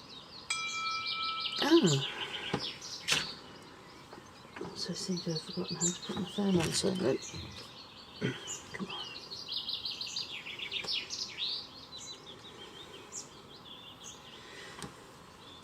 That's better.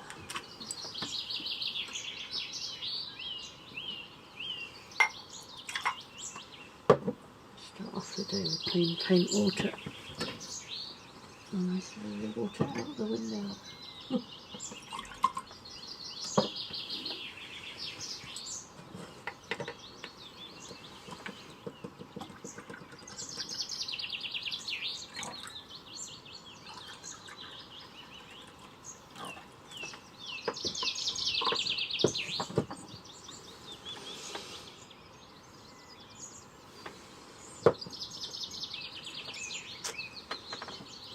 Right, just need to think a bit more.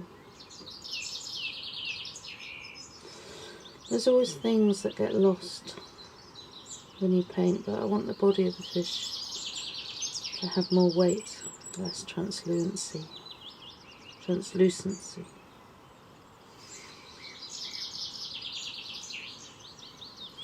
but I want to try and keep it somehow in the fins. Somehow. I want the painting to have less cat hairs on it. That would be good. And I love how this is dappled.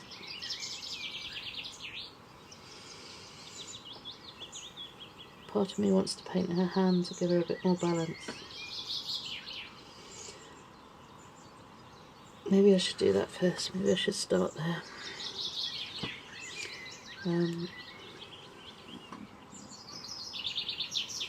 Start there. Sometimes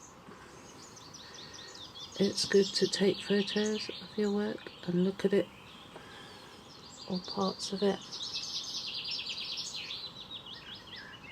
through a different lens. Hard to explain that one.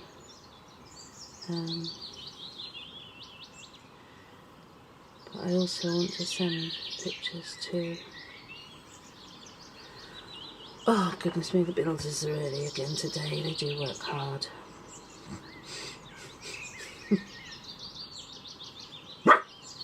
Hi Pie, that's little Pie, she's barking.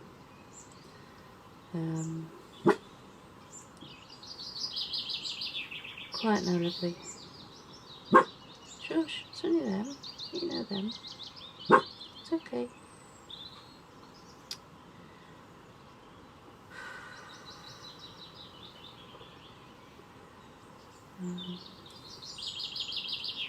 Yeah, actually it's really good to look through another lens. One of the things that I quite often do is try and sneak up at on a painting at certain times to see what it looks like.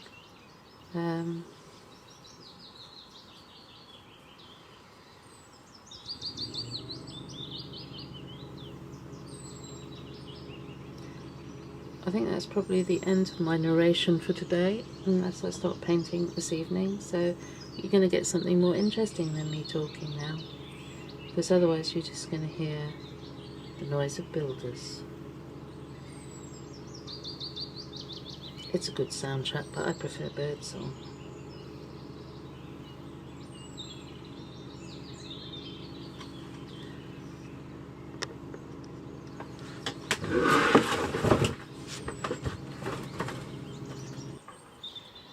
Well, you can just push some pigment around and play and see what happens. And you don't have a fixed idea in your head of what it should be like. You just let it kind of be what it is like. And I think some of that went into my parenting.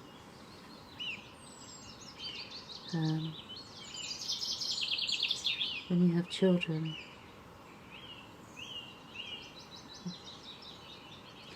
I guess I was not what you would call a pushy mother.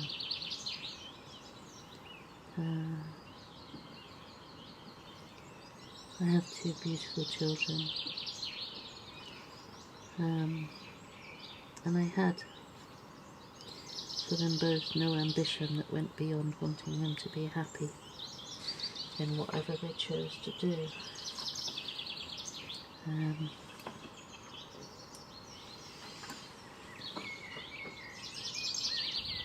I was very lucky, I suppose, that both of them got on and did their homework and all the things you're supposed to do when you're at school. That was good. Didn't have to push them to do it. And they both did well enough. But I didn't look at my kids and think, this is the shape I want them to be. I wasn't particularly concerned with them getting a job. I was more concerned that both of them were happy, and I think at the moment they are, and very different. And my boy has taken to cooking, and he cooks down at the shed in Porthgain. and that's amazing. And he lives in Goodick, which is not far away. Too far to be able to see somebody in lockdown, but see him in the distance now and again. And my girl somehow became a sailor, and was busy writing, and phoned me up one day to ask. She said all of her friends were buying houses and having children. She wanted to sail the 7 seas, basically. She's got dreams. And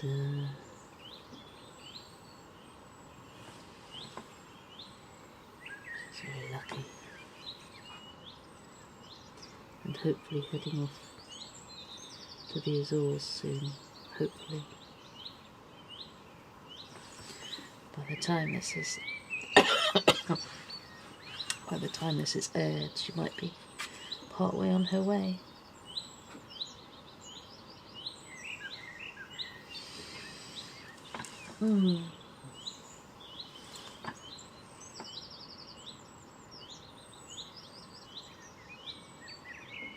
She sends me alarming pictures now and again from the top of a mast of some yacht somewhere.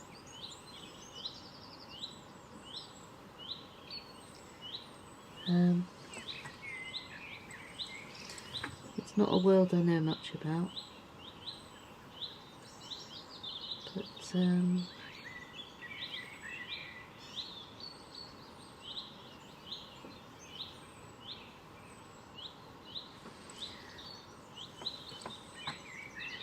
she works hard.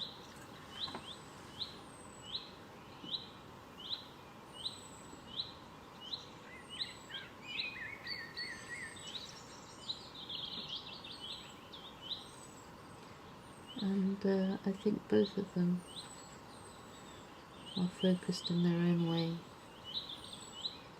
on living their lives as best they can.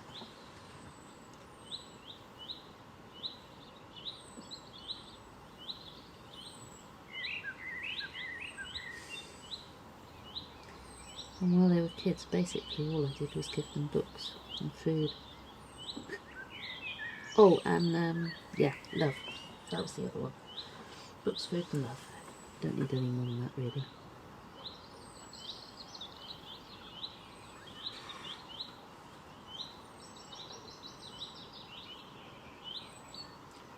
And I neglected them to get on with my work.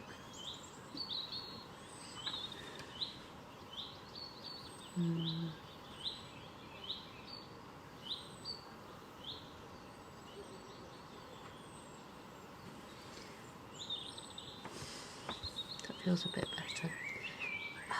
That little bit there. I don't know what to do there. I just get on with it.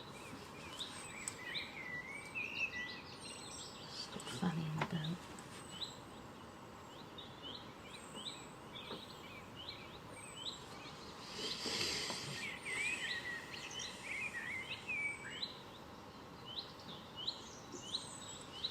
Let's just do another panel up there.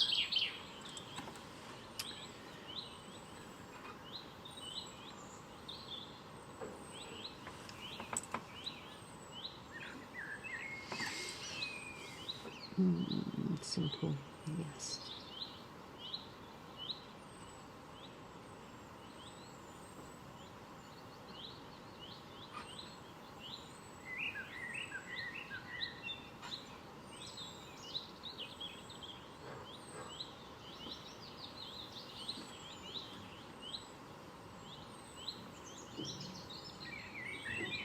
And the house speaks quietly.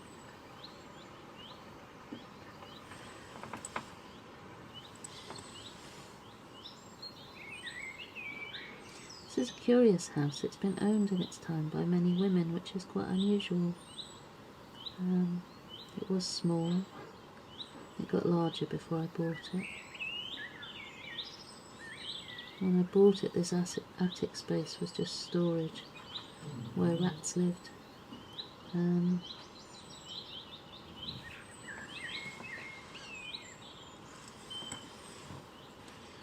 I bought it, I never thought it would be possible as making a decision to be an artist. I realised that I would never have enough money to buy a house. I would always have to have a part-time job, and that was okay, because what I wanted to do was to use work to buy time to paint, and done lots of different things. What have I done? I worked in cheese market in the Guildhall in Bath, and I worked in the circus restaurant in Bath. I liked that job. That was good. I did washing up because I was scruffy, and they wouldn't let me front of house. I only got the job because the waitress wasn't getting on with the chef, and the chef didn't like hippies, so she employed me just to irritate him, and we got on quite well. Yeah, I like that job. It was good. I could paint all day and then go and wash up all evening. What else did I do? I worked in a Whole Foods shop in Bath, but I had to give up because I was either going to kill the till or the customers.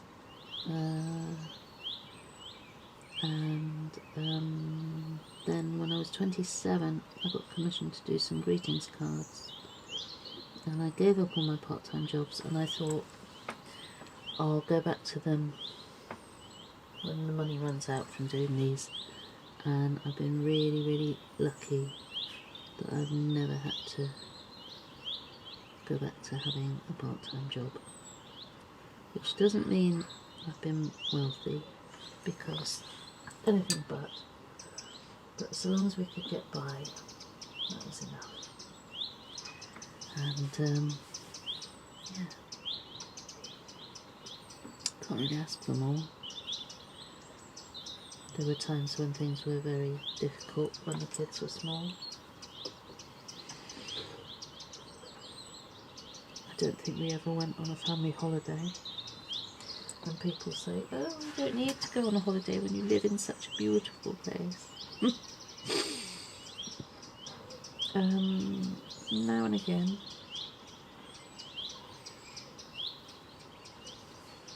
I think it's a nice thing to do with your family.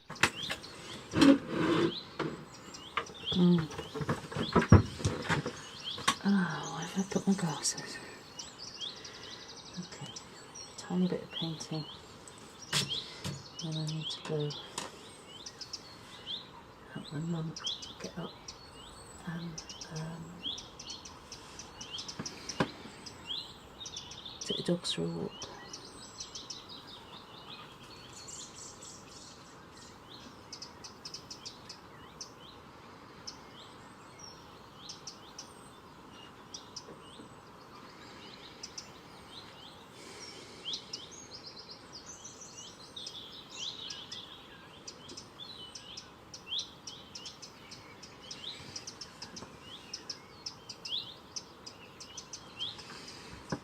To give her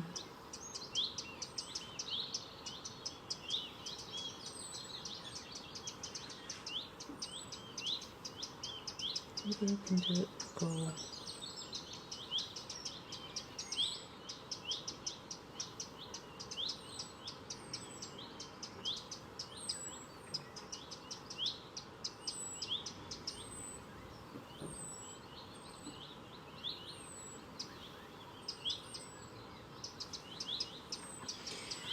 Maybe I can do that with gold.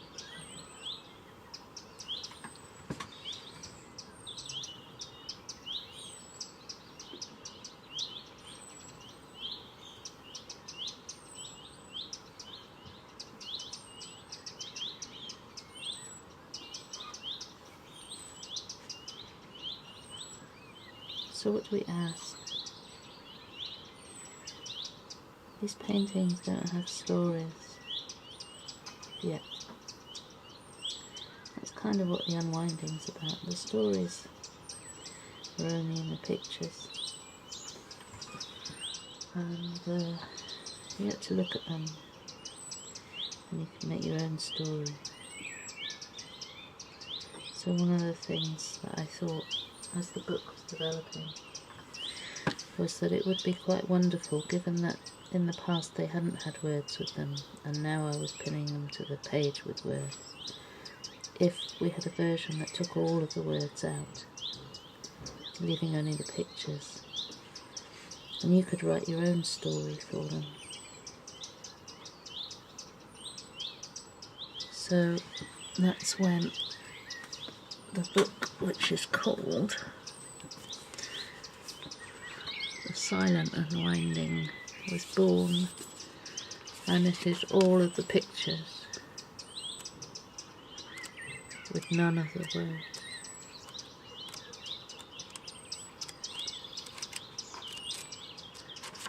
There's the willow again.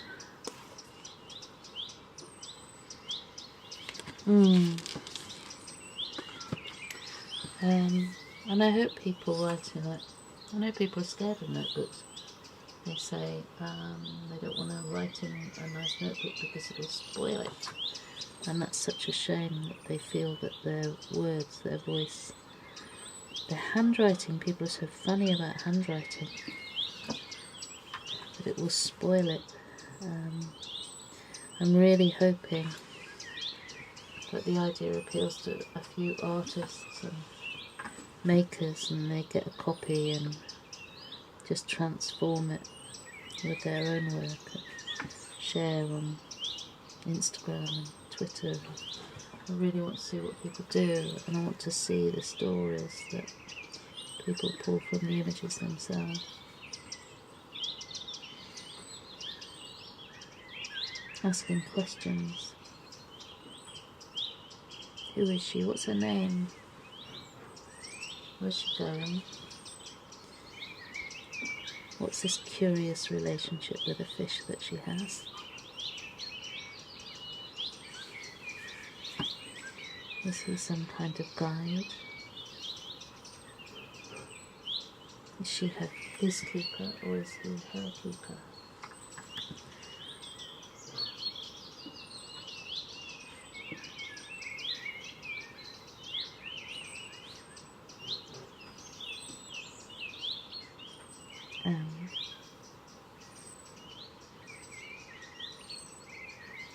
Still don't know what colour it is.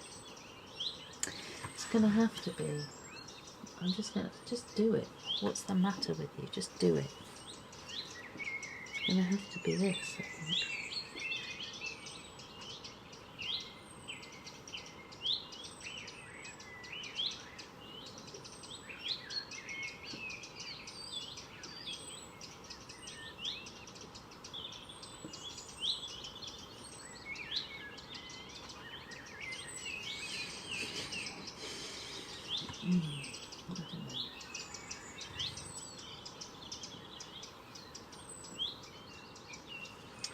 I love the blue in that.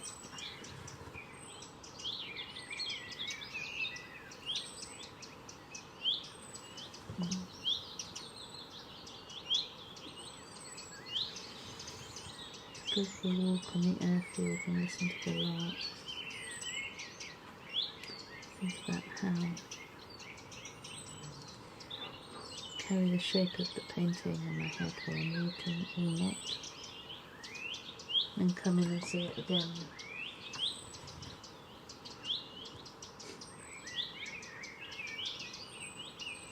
When I worked in a room downstairs, I would casually walk past the window of my studio and peer in to see what the painting looked like, because it looked different from outside to being kind of nose down to a painting. That's a strange thing to do, sneaking up on your own work.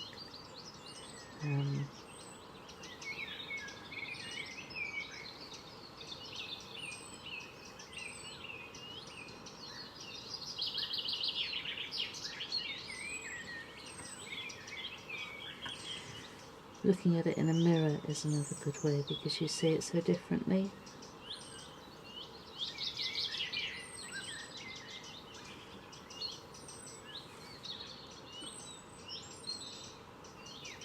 I used to take photographs of work in progress before digital photography. I could always see the place where I'd gone too far, just got too fussy. Too many brush strokes. Too much pigment. Every time.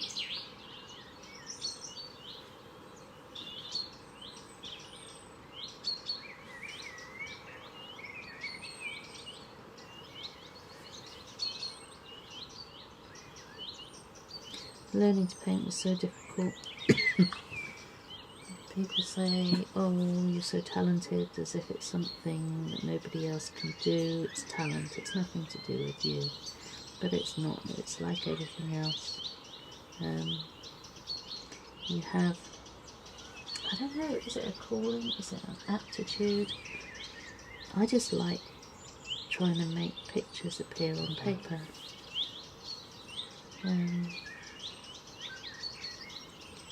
And then you spend years doing it, and you kind of hope that in all those years that you've been doing it, you get better. When I was at school, I was told that you can't make a living as an artist. Art is a hobby, and there were a few jobs that were recommended to me. One was sitting in museums, looking after paintings, and that would have been nice.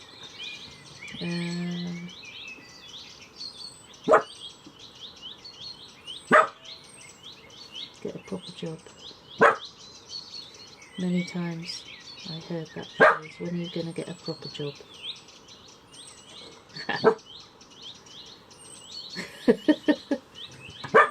When are you going to get a proper job?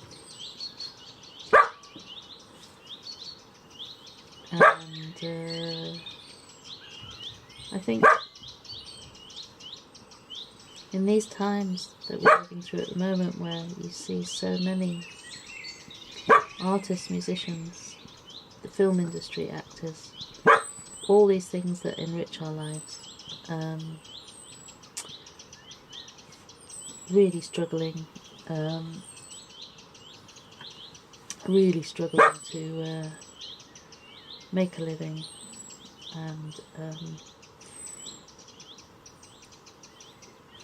the arts industry brings in so much money to this country, and there's not really any support happening.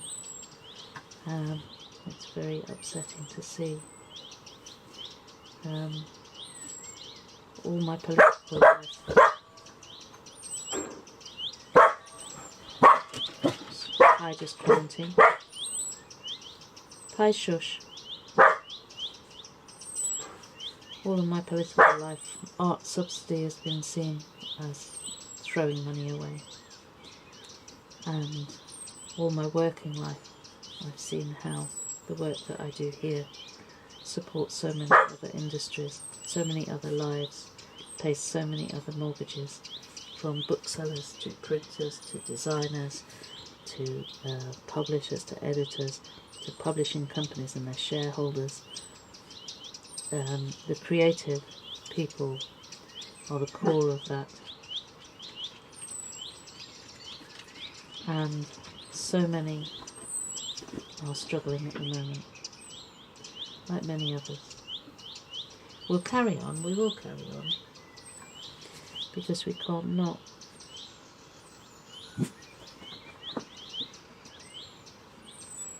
Theatre will rise again.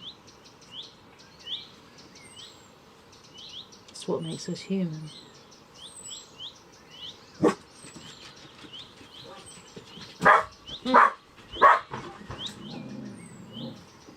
And then the world dissolved into a chaos of dog bark.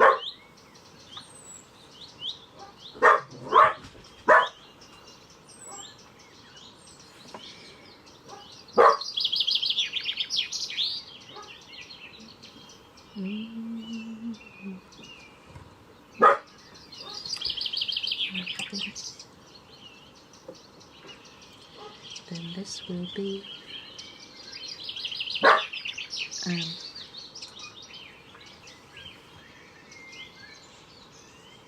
and I just realised I was going to give her red shoes.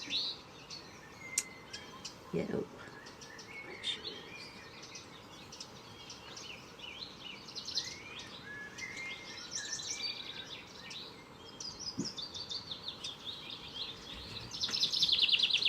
So in this painting, the sky was going to be dark, the shoes were going to be red, the fish was going to be blue, and everything is different.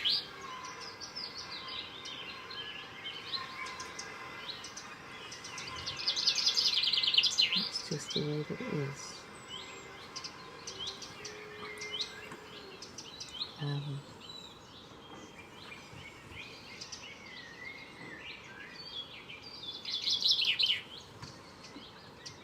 Just going to put this here. Barely perceptible.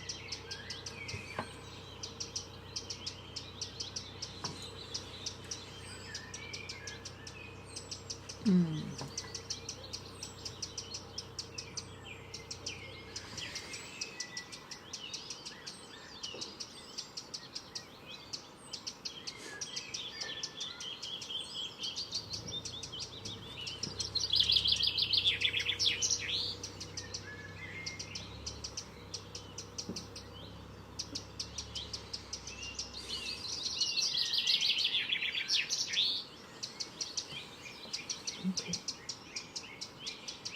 Enough now.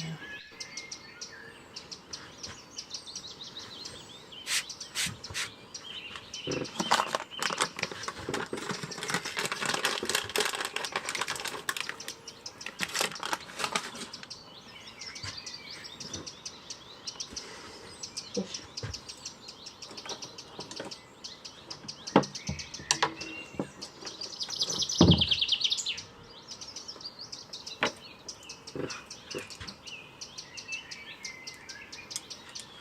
Right. Better.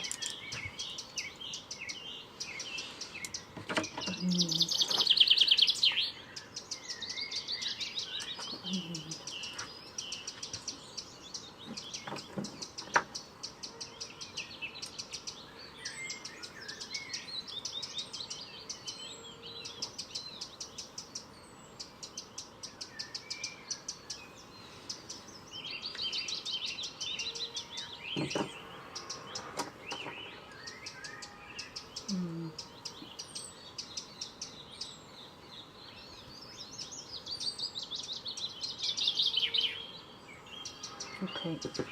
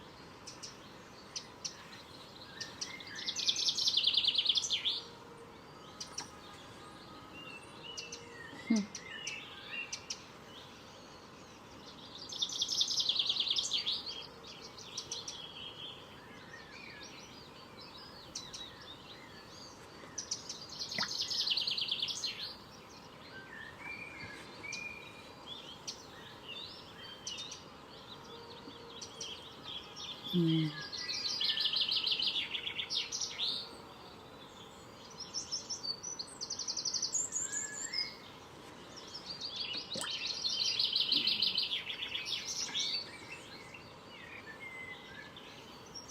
I miss the sound of the cuckoo.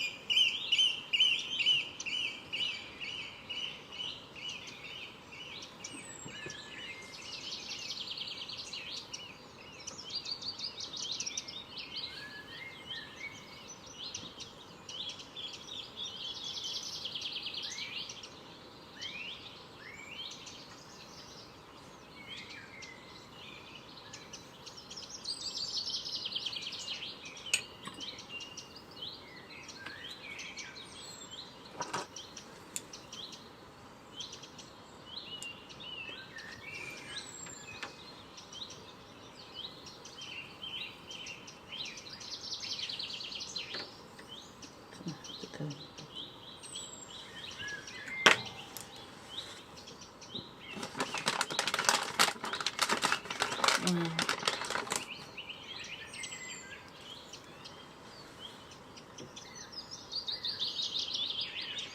Mm.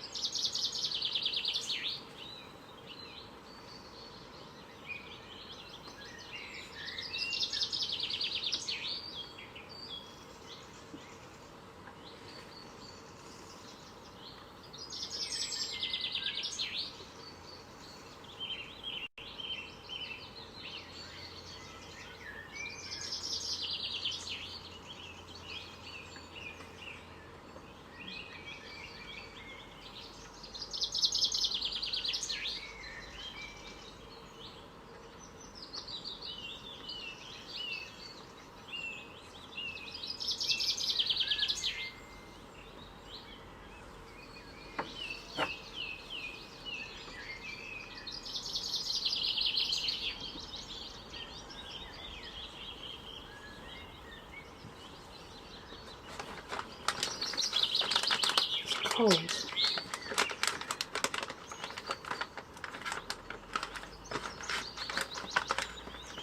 It's cold and I need to work on the fish's eye.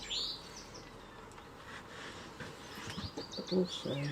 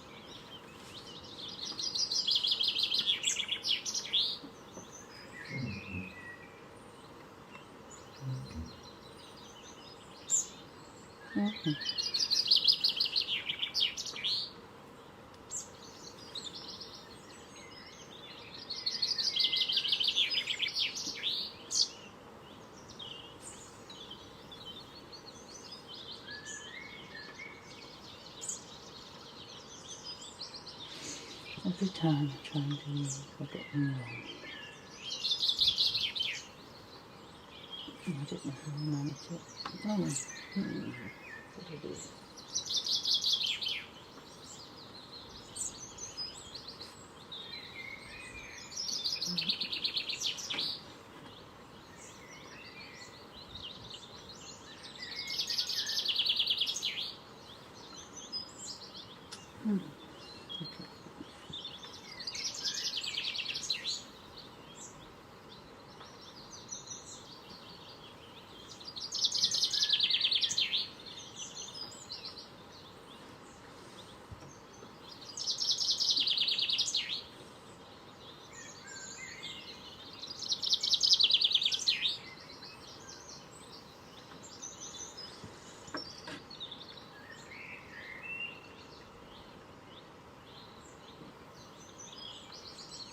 I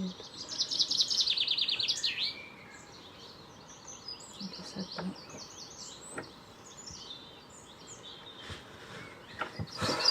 Okay, so I've got more bits with this and bits. Fiddling around.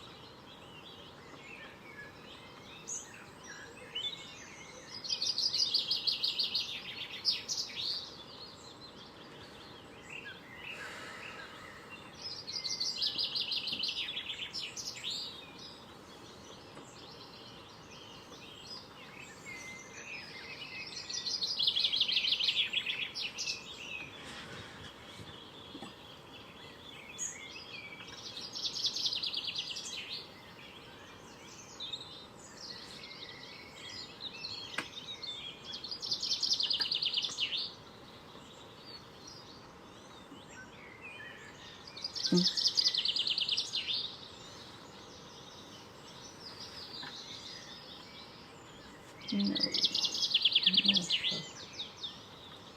Not enough. It's a bit heavy.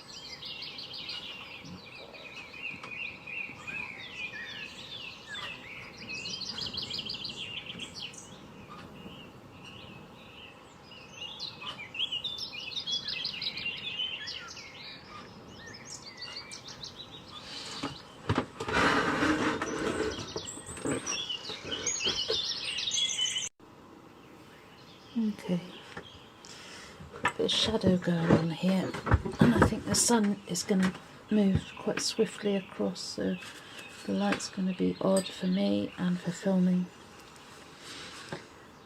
I want to join these two up, and this is always a tricky bit.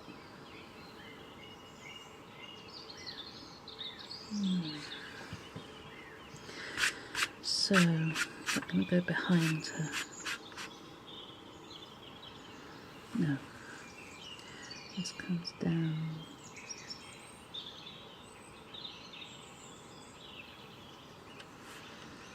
Down.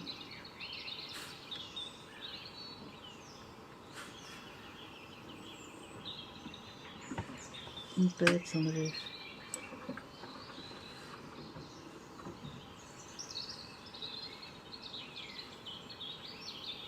Yes, it is birds. You always hope it's birds, not rats. Rats in the roof.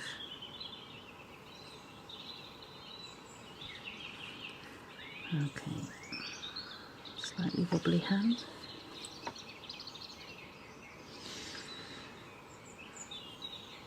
Slightly wobbly hand. Oh, that's interesting. How's that going to work then? I think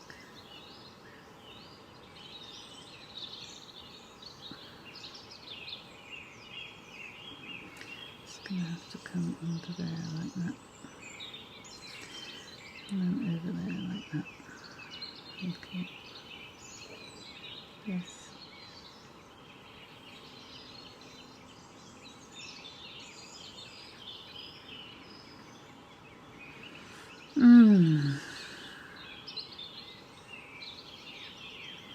These are kind of like, are they the bits I like doing best? I don't know, I quite like putting a wash on things.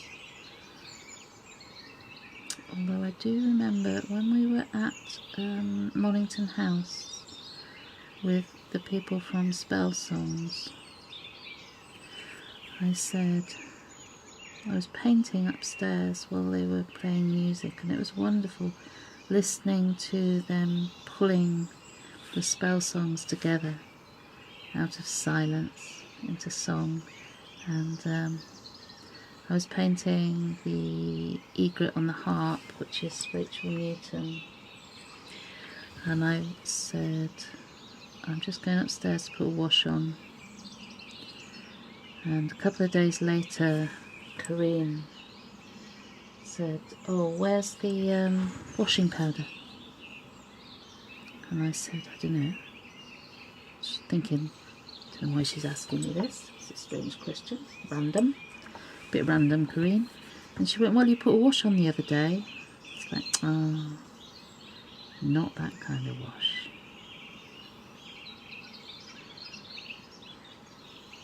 I like putting the wash on. But I also like this kind of fiddly detail of threads and connections.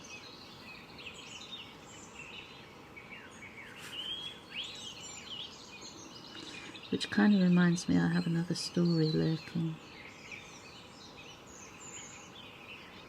It's a story that has a small girl who can't get her father's attention,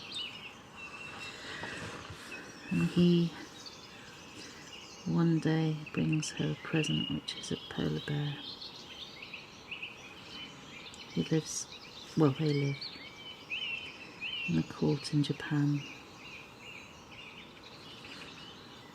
and this polar bear lives with her. He's a cub to begin with. He gets bigger, bigger.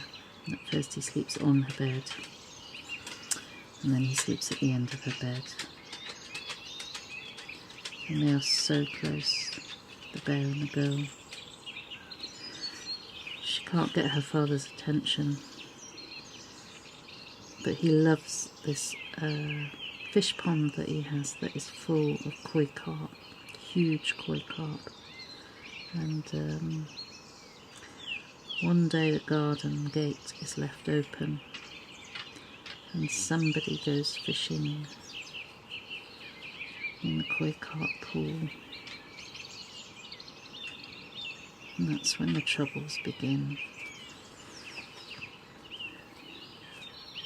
And that's a story that I wrote a while back, which I need to unearth because I put months into it and I haven't done anything with it since. It has a shape-shifting owl woman, a polar bear, a prince, a princess, a kitsune, which is part human, part fox. Shapeshifts between the two, so it's got, you know, that'll be my first more than one shapeshifter in a book.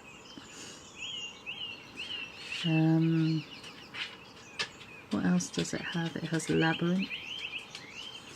It has a minotaur. Did I mention the minotaur?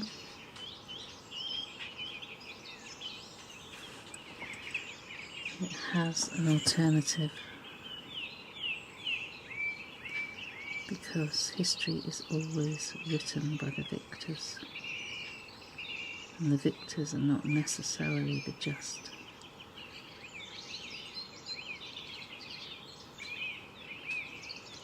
Or even often.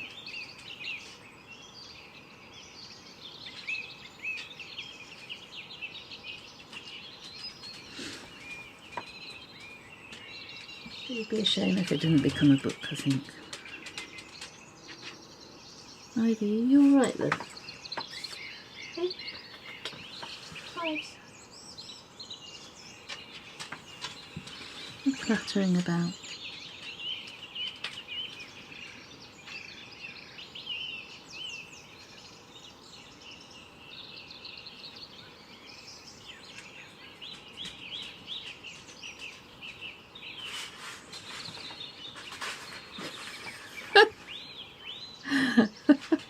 Ivy, what are you doing?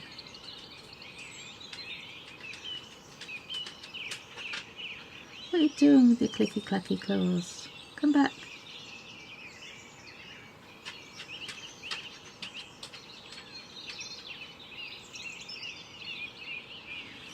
Strange creature.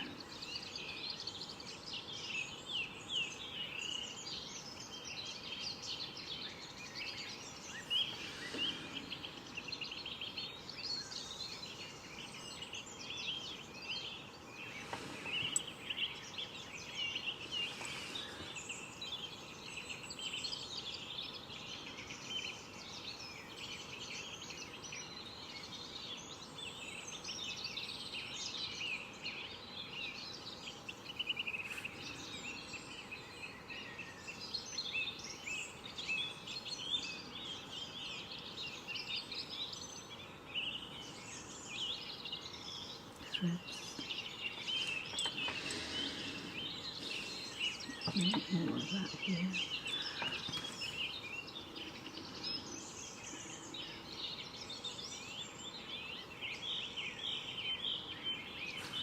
So fine.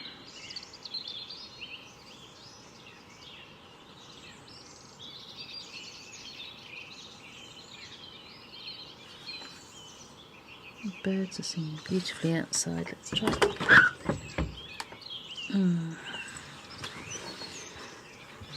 Just realising how the light's travelling over here.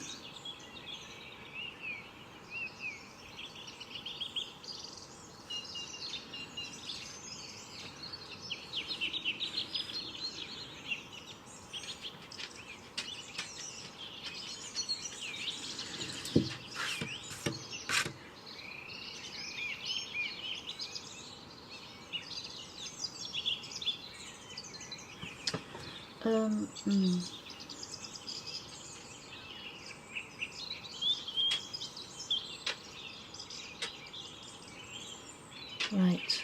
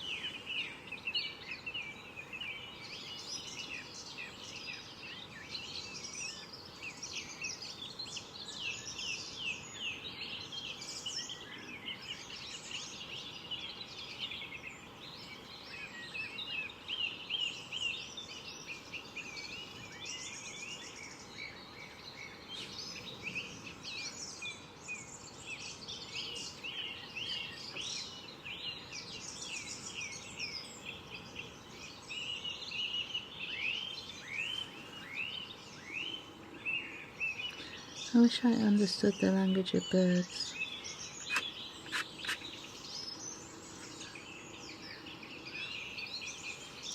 And I wonder how similar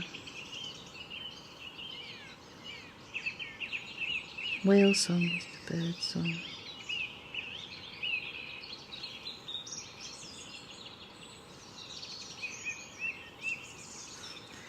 And I wonder if birds listen to us and think, how beautiful our language is. I doubt it. But they might.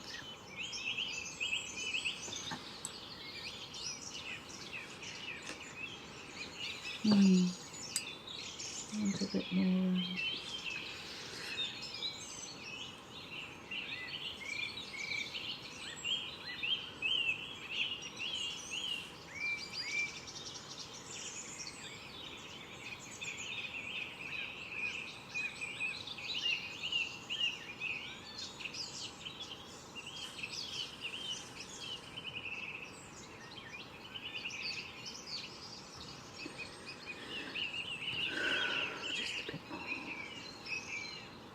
Always a bit more.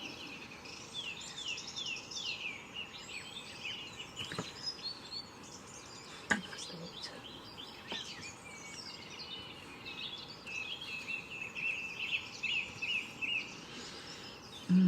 Light and shadow.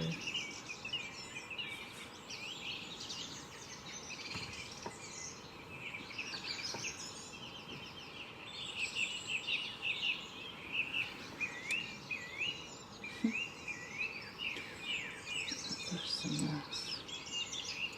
Oh.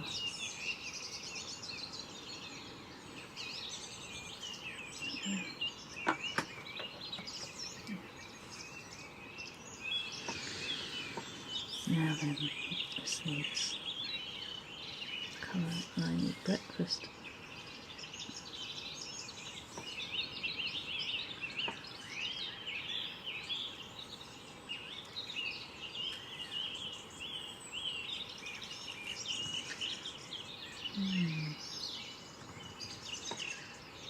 I wonder what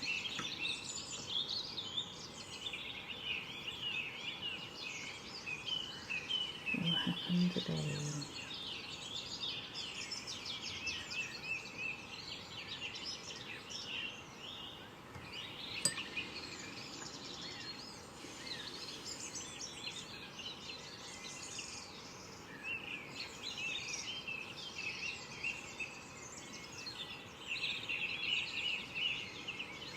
It feels as if so much has changed in so short a time.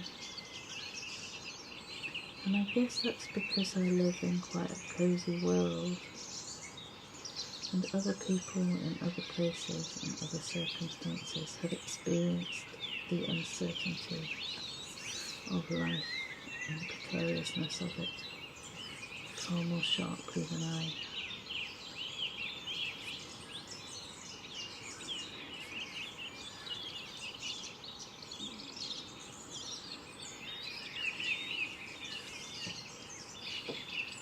But thinking that I'm painting this now and the date is somewhere around the 19th. Maybe it's the 20th. I think it's Midsummer's Day. And it won't air until the 19th of July. And you kind of wonder what is going to happen in between now and then. With things changing swiftly.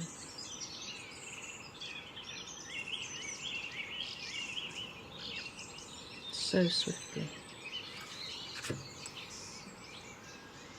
In these uncertain times that challenge us all.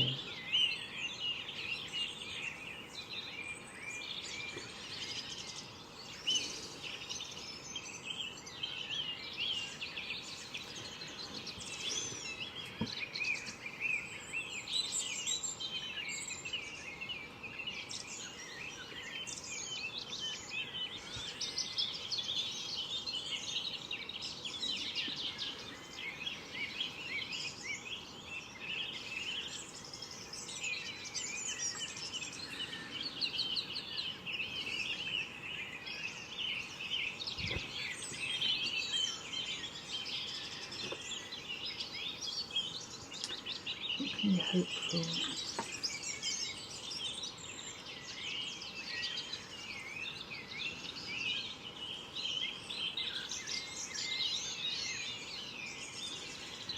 I naively hope for peace and a universal way to an end to poverty and hunger, both in the UK and abroad. And I'll hang on to that hope.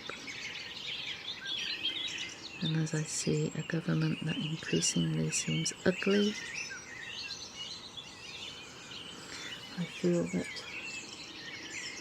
creativity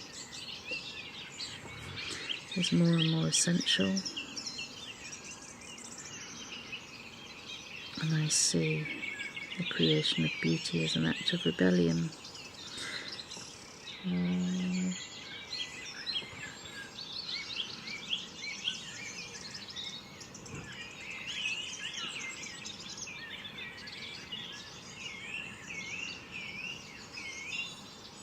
I would like to see an education system that encourages children to learn to think for themselves instead of cramming them full of facts, and gives them a voice.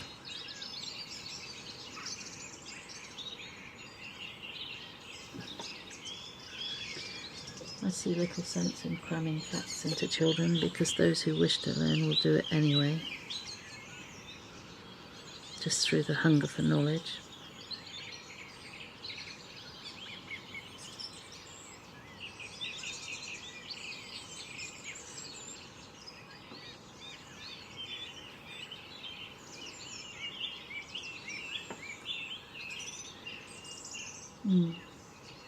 Stop fiddling with it.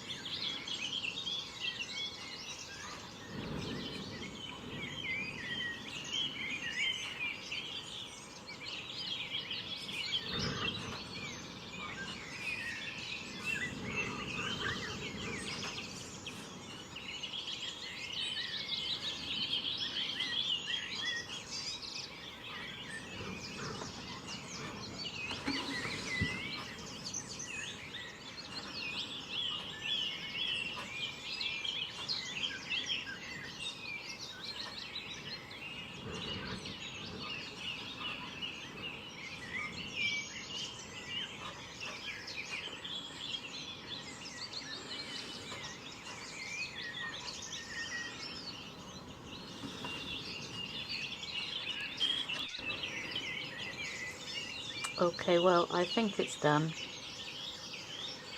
but you never can tell.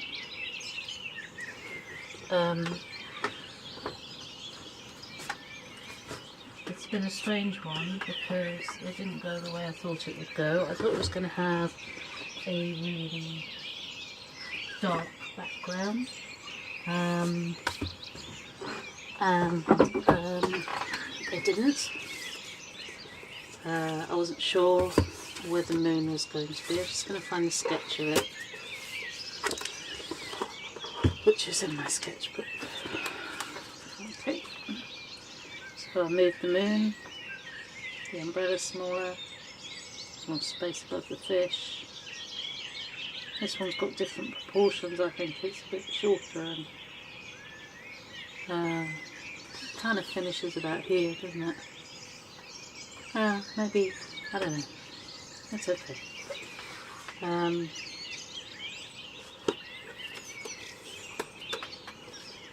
She's a bit like what I feel like, which is kind of moving forward with your eyes shut, taking a tentative step at a time. On her own, that's another one. And I'm not on my own, I've got good friends. This by Hokusai, kind of an inspiration, not really, doesn't bear a great deal of resemblance to it, but I love these pictures and the colours, and there's one in particular which has writing above it. This one. I was very tempted to just do that in leaves. I love the shape of it. Beautiful, really beautiful. Sometimes I will just sit and just look through some of these at the simple shapes. I do love them.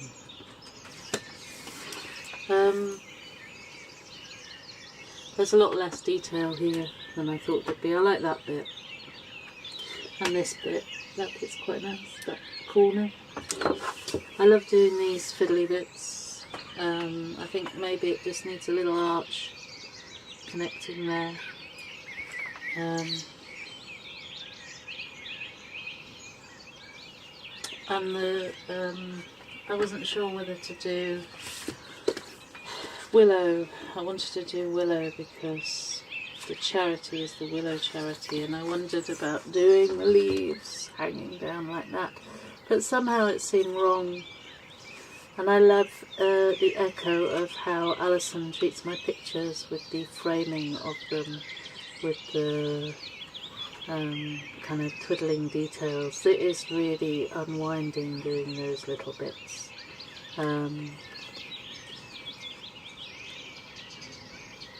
I could fiddle about with it forever, I could put moths in it, but I think that's it. I think I need to just leave it, walk away and move on to the next one. So that's it really. And I hope Ben can make something beautiful with the film. It's been a bit of a battle with builders and strimmers. Don't know what the soundtrack's going to be. Thank you for watching.